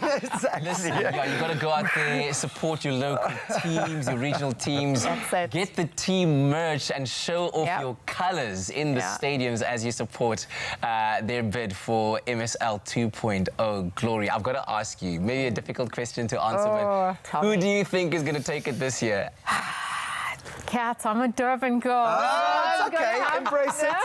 Embrace it. I'm going to get a lot of heat for this, but I'm going to go with Durban heat. Yeah. Oh, man. All right. So as you can see, it causes a bit of disruption in the household when loyalty versus... I was born here and I grew up in Joburg. Where am I now, though? Yeah. All right. Check out mslt20.co.za for all of the exciting updates and information. And as you heard, tickets will be available from the 14th of October. Get in there. Let's all support our local cricket. Clover Classic Custard, the creamy taste that takes you back. Made with love by Clover. Well, we have brought it to my favorite place of this entire studio, the kitchen, and this time around featuring Amy Jones. Amy Jones, my first question to you is, do you have a man leaf? I don't. Is that the person who you're asking, you want to know if you're friends or lovers? No, it's when the song's not about me, though. Oh, okay, well, when you do have a man leaf one day and it's cheat day and you want to do it as a couple, this is going to be perfect for you. I'm going to be teaching you something. Yes. Okay, yeah. so we can make this for her. Yeah. Okay. Okay. Well, today we're making banoffee pie jars made with bananas, toffee, and cream. Now, this is definitely a dessert to have on one of your cheat days. For example, when you're not too concerned about counting calories. Remember that life is really all about balance. And so this is really the perfect and the ultimate type of dessert to make for that. Now, the first thing you're going to be doing, Amy Jones, and I'm usually not so good in the kitchen, but today this one I'm feeling really confident about, is we're making use of our Clover sweetened full cream condensed milk, right? What we want to be able to do with that is that we want to make caramel with it, okay? Cool. So you'll have your pot over there with water at low heat, and the idea behind this is you want to boil the water with this can inside the pan, so it's like this, okay? So you leave that there. I know, it's very interesting. Not yet. You want to take it out, not just yet. Okay. So what you're going to do is you're going to leave it in there to boil for 3 hours, okay? So while that's happening, you pace yourself and you go through the different other ingredients that you've got. For example, we've got digestive biscuits over there, which is fantastic. We've got some sliced up bananas, and then we've got some banana chips on there as well. Good. So I need you to help me out with this. The idea is to make it as pretty as possible, and how we achieve that is by layering all of these different ingredients together. So maybe let's start with our digestive biscuits? Biscuits, yeah. So you get those in there. Yeah, use a spoon, use any of the goodies there. The key word is Clover, SMS Clover to 33728 if you want an SMS sent to your phone with this recipe on how to make that custard banoffee pie. It's absolutely delicious, perfect for those cheat days. Okay, so you've got that there, and then what you do is, let's say, for example, now, okay, because we're not going to wait 3 hours, that our caramel is now ready. You take the caramel and then you throw it in there, just like a nice layerki of that, okay? A nice layer there of that. You can be as generous as you want to with it. Yeah, and then, don't be shy. of course, you then make use of your Clover Classic custard. You throw that in there as well. You can already start seeing that it's starting to come to life. You've got like some layers there coming through. You put that on there. Do you want to throw some bananas in there? Yeah. A little bit of the bananas. And the thing about it is, of course, it's not prescriptive, so you can really do what you want. You can start with the bananas first and then have the cream over, or the cream first, or the other way around. Now, the Clover Classic custard that we're making use of here is really packed with that unique recipe, or made with that unique recipe, and is a source of vitamins A, vitamin B12, and D, so it is fantastic. It's good for you as well, right? It's made with love. Very healthy, hey? Yeah. Am I gonna make this at home now? Oh, you kind of have to. Do you do a lot of like cheat days and that sort of thing? Because I can tell you're a fitness girl. Yes, I'm a fitness girl, and I do have my cheat moments. Yeah. Cheating days and burgers and pies. Really? How do you find the balance, though?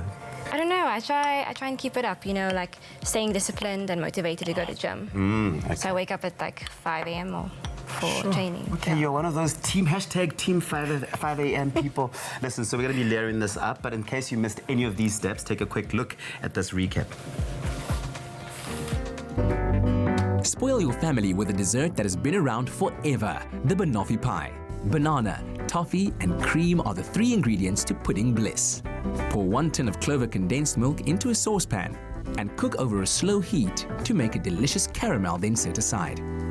Layer your favorite digestive biscuits into glass jars. Add a layer of your homemade caramel, a layer of Clover Classic custard, whipped Clover fresh cream, 2 sliced ripe bananas, and repeat the layers: biscuits, caramel, Clover Classic custard, and whipped cream. Sprinkle over chocolate shavings and garnish with banana chips. And you're done. Layers of decadence have never been this easy. Give this Clover Classic Banoffee Pie a try this week and treat your family to something really sweet. Made with love by Clover. Well, simple as that. It's Clover to 33728. We'll send you an SMS with a link to the recipe. And like we said earlier, life is all about balance. So if you're going to indulge in Banoffee Pie jar later, start today with a glass of crushed carrot and orange. They're absolutely amazing. This juice is so good for you. Yeah, it's a new one, hey? This is the new one. This is where the balance comes in now. Okay, you wow. see? So you get that in there. Carrot and? This is carrot and orange. Oh, wow. So it's all the goodness in the juice, okay? I love need the colour. you to finish this off for us by garnishing it with some banana chips nicely. Hey. Okay. These are and like then the if you wanted best. to do that, you could literally throw on some little chocolate pieces Yeah, look there at you, at the top. hey? It's starting to look really nice. So this way you know if you're balancing it with your juice, of course, you know that you're getting your daily dose of goodness because, of course, Clover crushed carrot and orange is made with real fruit and vegetable juice, which is fantastic, and it's enriched with vitamins A, C, and E. What do you think of our creation? Great, I love it. I want to know. I want to know Do if it you tastes like good. it? I want you to taste it. Taste it. Here's a spoon. Wait, let me get the Grab a spoon there and taste it for us. And Ooh, let it's me gonna know. fall, hey? While you do that, you get yourself your ingredients together and figure out how to make this. SMS Clover to 33728. We'll see you in a bit. It's good. No? Okay. Clover Classic Custard. The creamy taste that takes you back. Made with love by Clover.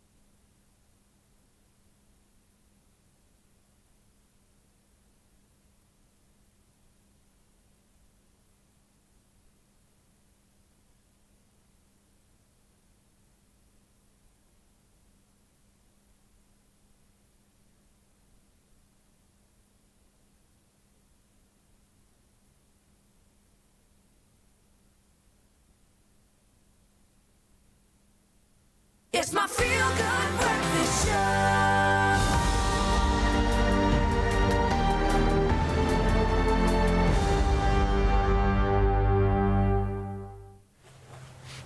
Tuesday, the 8th of October, it is today. Welcome back to your Feel Good Breakfast Expresso on SABC3.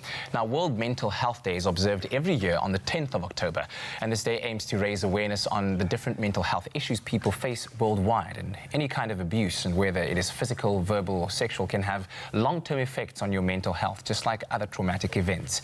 And so with so many South African women and children being sexually abused, kidnapped, assaulted, they are put at a much higher risk of developing a mental condition such as depression. So joining us this morning to discuss how trauma affects your mental health, we have specialist psychiatrist Dr. John Randall Vermaak. Good to have you here with us this morning. Thanks, guys. Thanks for having me. Dr. Vermaak, thanks for joining us. So, firstly, how would you define a traumatic event? What are the most common traumatic events facing South Africans currently? Sure, so such a good question. The way I think about trauma is what that word really means, and the word comes from the Greek word for a wound. So trauma to me is anything that can hurt a person. And like we've said, that can be physical, like a rugby injury, but also, and so importantly, traumatic, verbal, emotional, sexual abuse. Those are all forms of abuse and all forms of trauma, because all of those things can hurt a person. Yeah. What's happening in our society is that there's an awareness around the trauma that women and children face in this country. And for us as guys, that's so important to recognize with this month of mental health awareness and to ask ourselves, you know, how are we part of this debate, and what's the message that we take out there? You know. And as you've just said, it comes from the Greek word meaning trauma, but a lot of it is unseen. Oh, yes. What happens to a person, especially on a psychological level, when something has happened to you. So let's talk about what happens to the human body when you go through a traumatic event and what that impact is on you as a person. Sure. So there's a beautiful book written called The Body Keeps the Score that really speaks of all the evidence that we've gathered in the last 50 years as to how trauma doesn't just sit in the mind, but actually profoundly changes a person, changes the brain, changes pathways in the brain, changes the way that we respond and interact with people, and also ups our sort of stress response. So people that face trauma have hormonal changes, the nervous system changes, so it really is a whole body experience, and something about that comes through when people talk of their traumatic experiences and they relive the whole thing, not just mentally but in the body. What happens, or what do you do after you've had a traumatic experience? Let's say, for example, that you've been kidnapped or that you were held hostage. What do you do? I think one has to be careful to have a one-word answer for everyone, but listening to people and looking at where their stories changed, it usually starts with reaching out to someone. And that might be a friend or a loved one or a trusted person in the community, but it might also be the case that with certain traumas, they're so difficult that it's easier for a person to reach to a professional.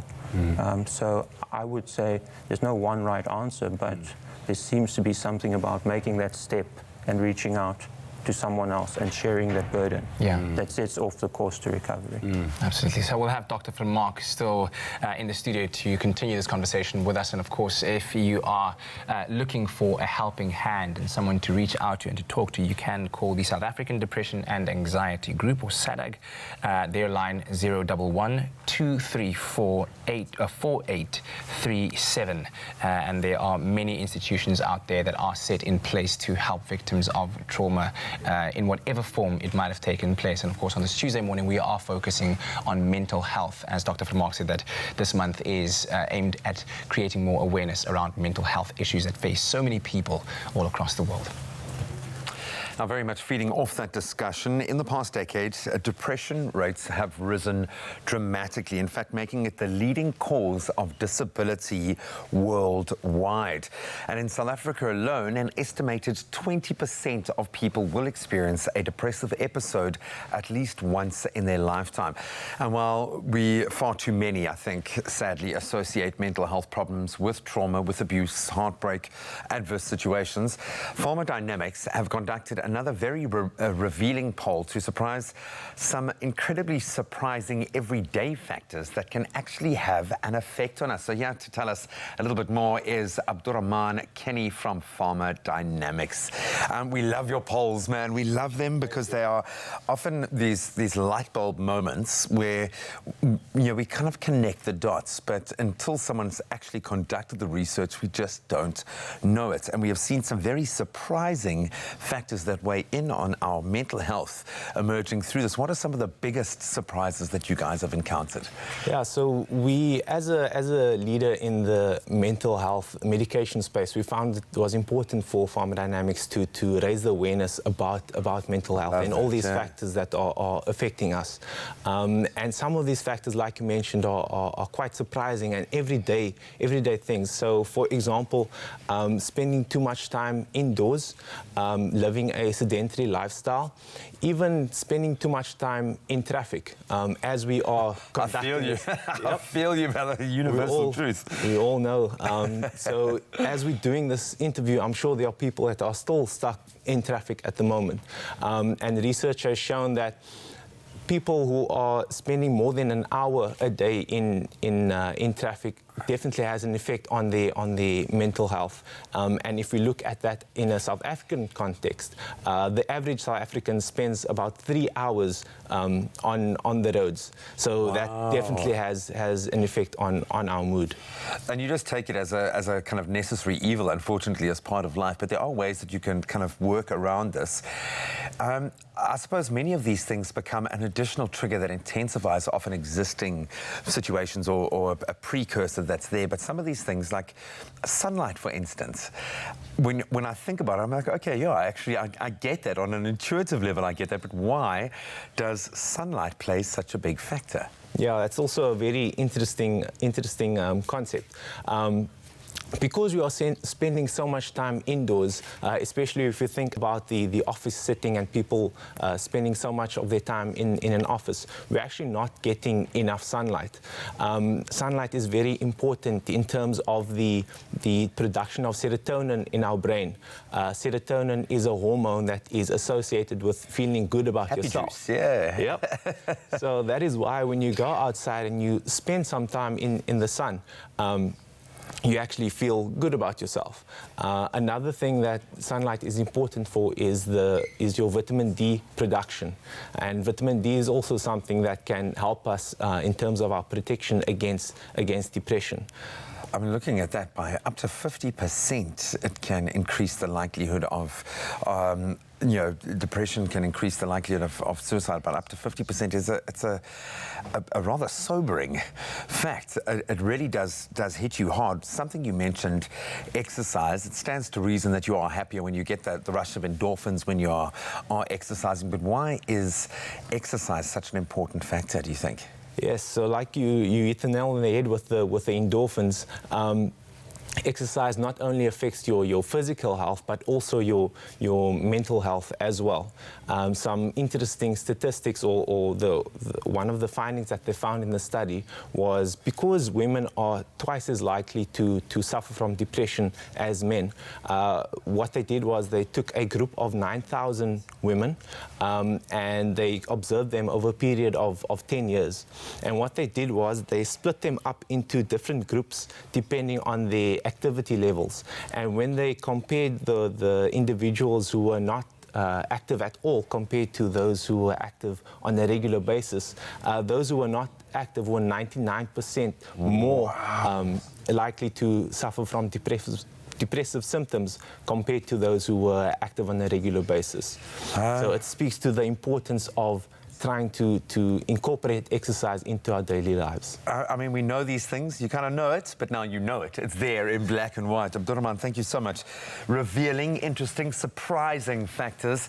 But I think the most important takeout here is if you have ever felt unusually down, depressed, if you're feeling like that right now for a prolonged period and don't know who to turn to, you can contact Pharmacodynamics toll-free helpline 0800 205 026. That's 0800 205 026, which is manned by trained counsellors who are there on call from 8 a.m. to 8 p.m. 7 days a week. And for additional support, you can also visit Let's Talk MH, letstalkmh.co.za.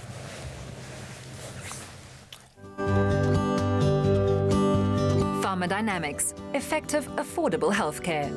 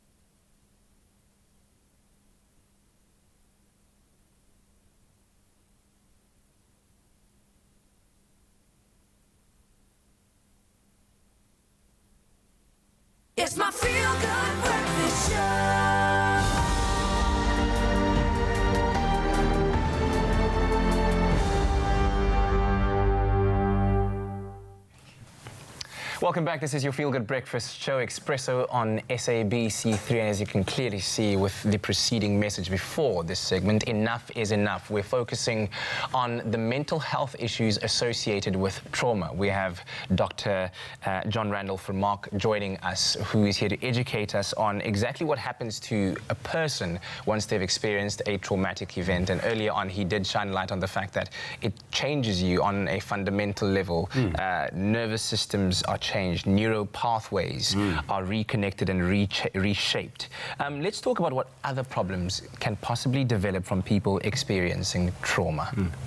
Thanks, guys. So the range of problems that people can develop can be really quite broad, because we've said that trauma can affect you so profoundly. So it can be very practical things like being more alienated from your family members, having difficulties at work, having difficulties with your responsibilities as a person in the world.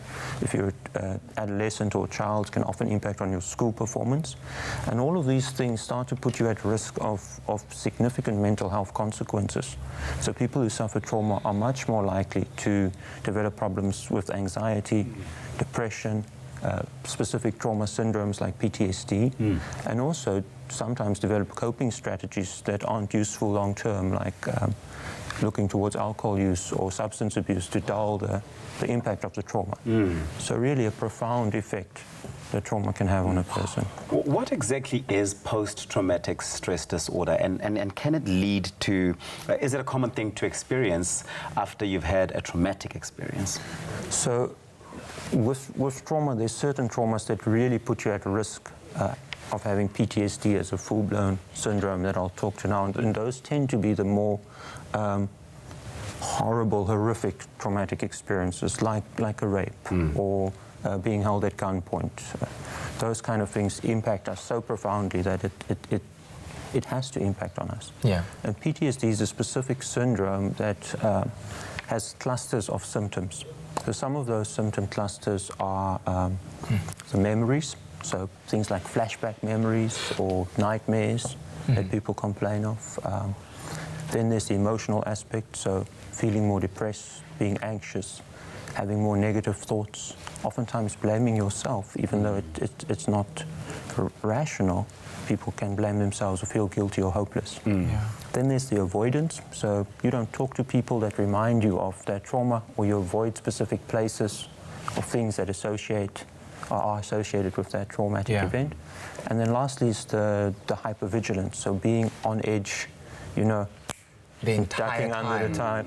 Yes, because you're so primed and ready, and in that mode of fight or flight all the time. And so it's a combination of those. So no one PTSD has to look exactly like another, but when we start to hear those kind of symptoms, we're in the realm of PTSD. Let's quickly talk about how abuse or trauma is treated, and then we'll reflect quickly on the helplines that people could get in contact with. But how is it treated? Sure, so I think there has to be an holistic approach to treating it, which starts by providing a supportive environment and clear access to care. So people need to know where can they go and who can they talk to, and those professionals need to be able to provide the service. And then that service is generally based on supportive talk therapies.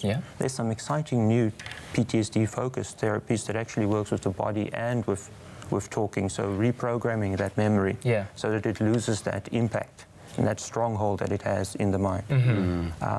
And then, of course, there's also sometimes, especially when there's comorbid anxiety or depression, where there's a space for psychopharmacological agents. So it's a whole person treatment approach that really serves to be the best. And each one will be unique to each that person's person experience and to that and what they've specific gone trauma. through. Absolutely. Dr. Vermaak, thank you very much for joining us this morning and enlightening us on this very, very important topic.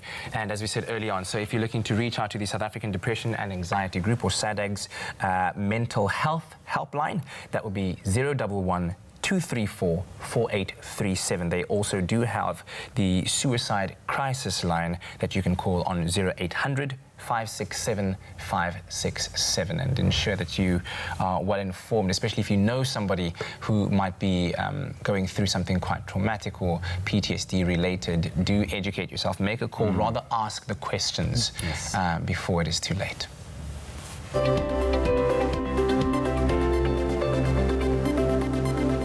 Did you know that a vitamin B deficiency may negatively affect your nerve health? It's something we have touched on before, so hopefully it's sunk in.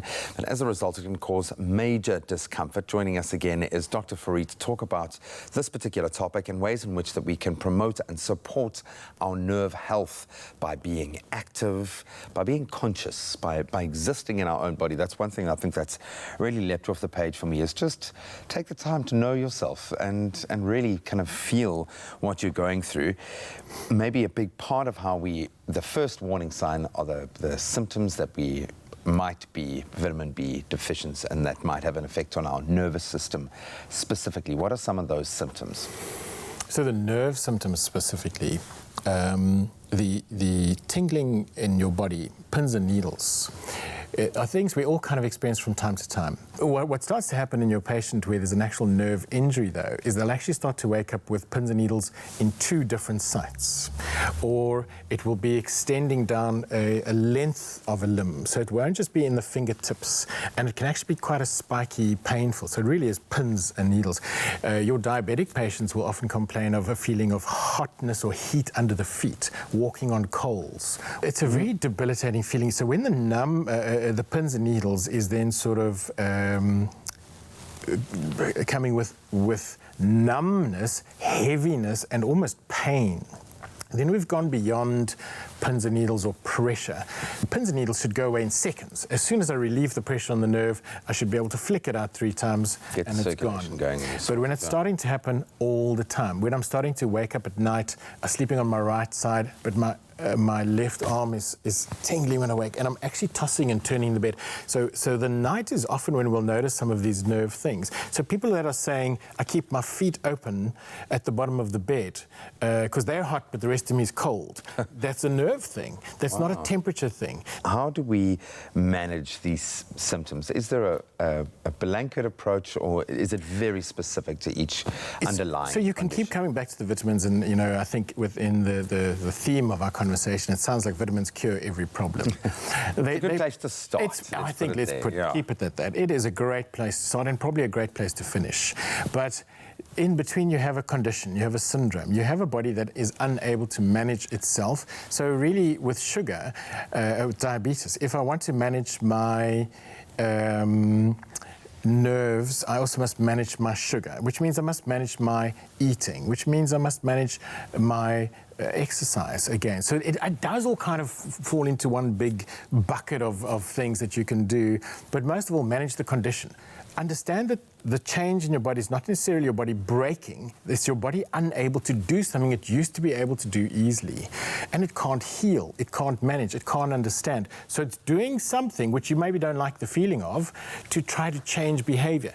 Be sensitive to your immune system. If you're feeling like I'm getting colds and flu all the time, it's not because there's loads of viruses in your house. There's something about your defense system that can't fight. One thing that is starting to rise through all of this is the fact that our body is a system. It's where many systems are operating within a bigger system that needs to be balanced. Our nerve health guides us through life. It's telling us, it's giving us information. My body's entire job is to accumulate information and decide what is the correct response to the environment which you are providing. So what I eat, the people I hang out with, where I sleep, the air that I breathe, the medication that I use, my attitude towards my health, my exercise, gathering information. It uses that information to decide what must be high and what must be low, what must be stored and what must be used. Something is making that body change. It's feeding off information. So I want my senses, and this is where the B vitamins come in. I want to get the right information, and then I want to respond to it. I want to make the changes that my body needs to make, and I want to get those nutrients in. And the funny thing is, the better I feel, the better I act. So it rolls over. The better I feel, the better I do. And the more I do. And the clearer I think. And the clearer I think, the better I plan. And the better I plan, the better I eat. And the better I eat, and there we go. Buddy, thank you so much. This has been such an enriching and informative discussion. Invest in a Ferrari if you can, but more importantly, invest in yourself. Take the time to plan your meals, plan your exercise time, plan your downtime within your week. Believe me, your nerves will thank you for it. Don't let anyone get on your nerves. Just be yourself. Be well. Be well.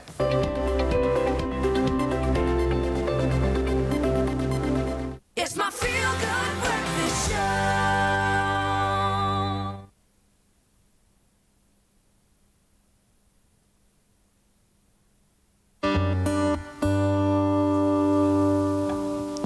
Tell me something, girl. Are you happy in this modern world, or do you need more? Ain't it hard keeping it so hardcore? I'm falling.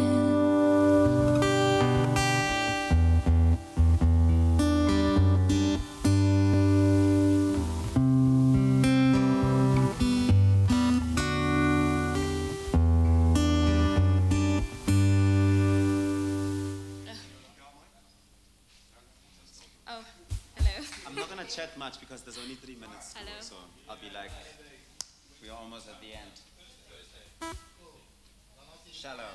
Shadow, you gonna sing with me? No.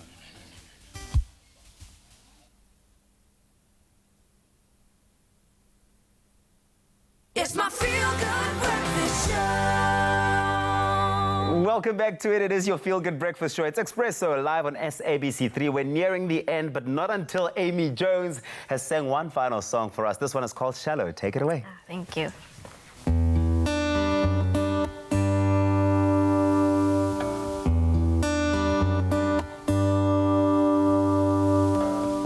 Tell me something, girl. Are you happy in this modern world, or do you need more? Is there something else you're searching for? I'm falling. In all the good times I find myself longing for change, and in the bad times I fear myself.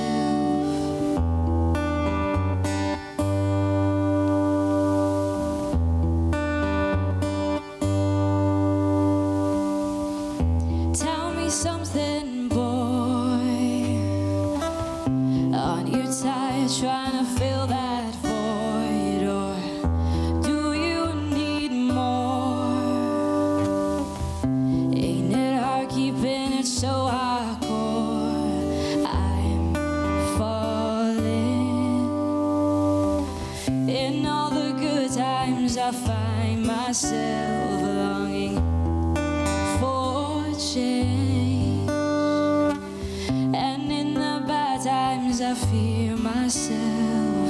I'm off the deep end, watch as I dive in. I'll never meet the ground. Crash to the surface where they can hurt us. We fall from the shadow now. In the shallow. In the shallow. In the shallow. Expresso Morning Show, made with love by Clover. I'm off the deep end, watch as I dive in. I'll never meet the ground. Crash through the surface where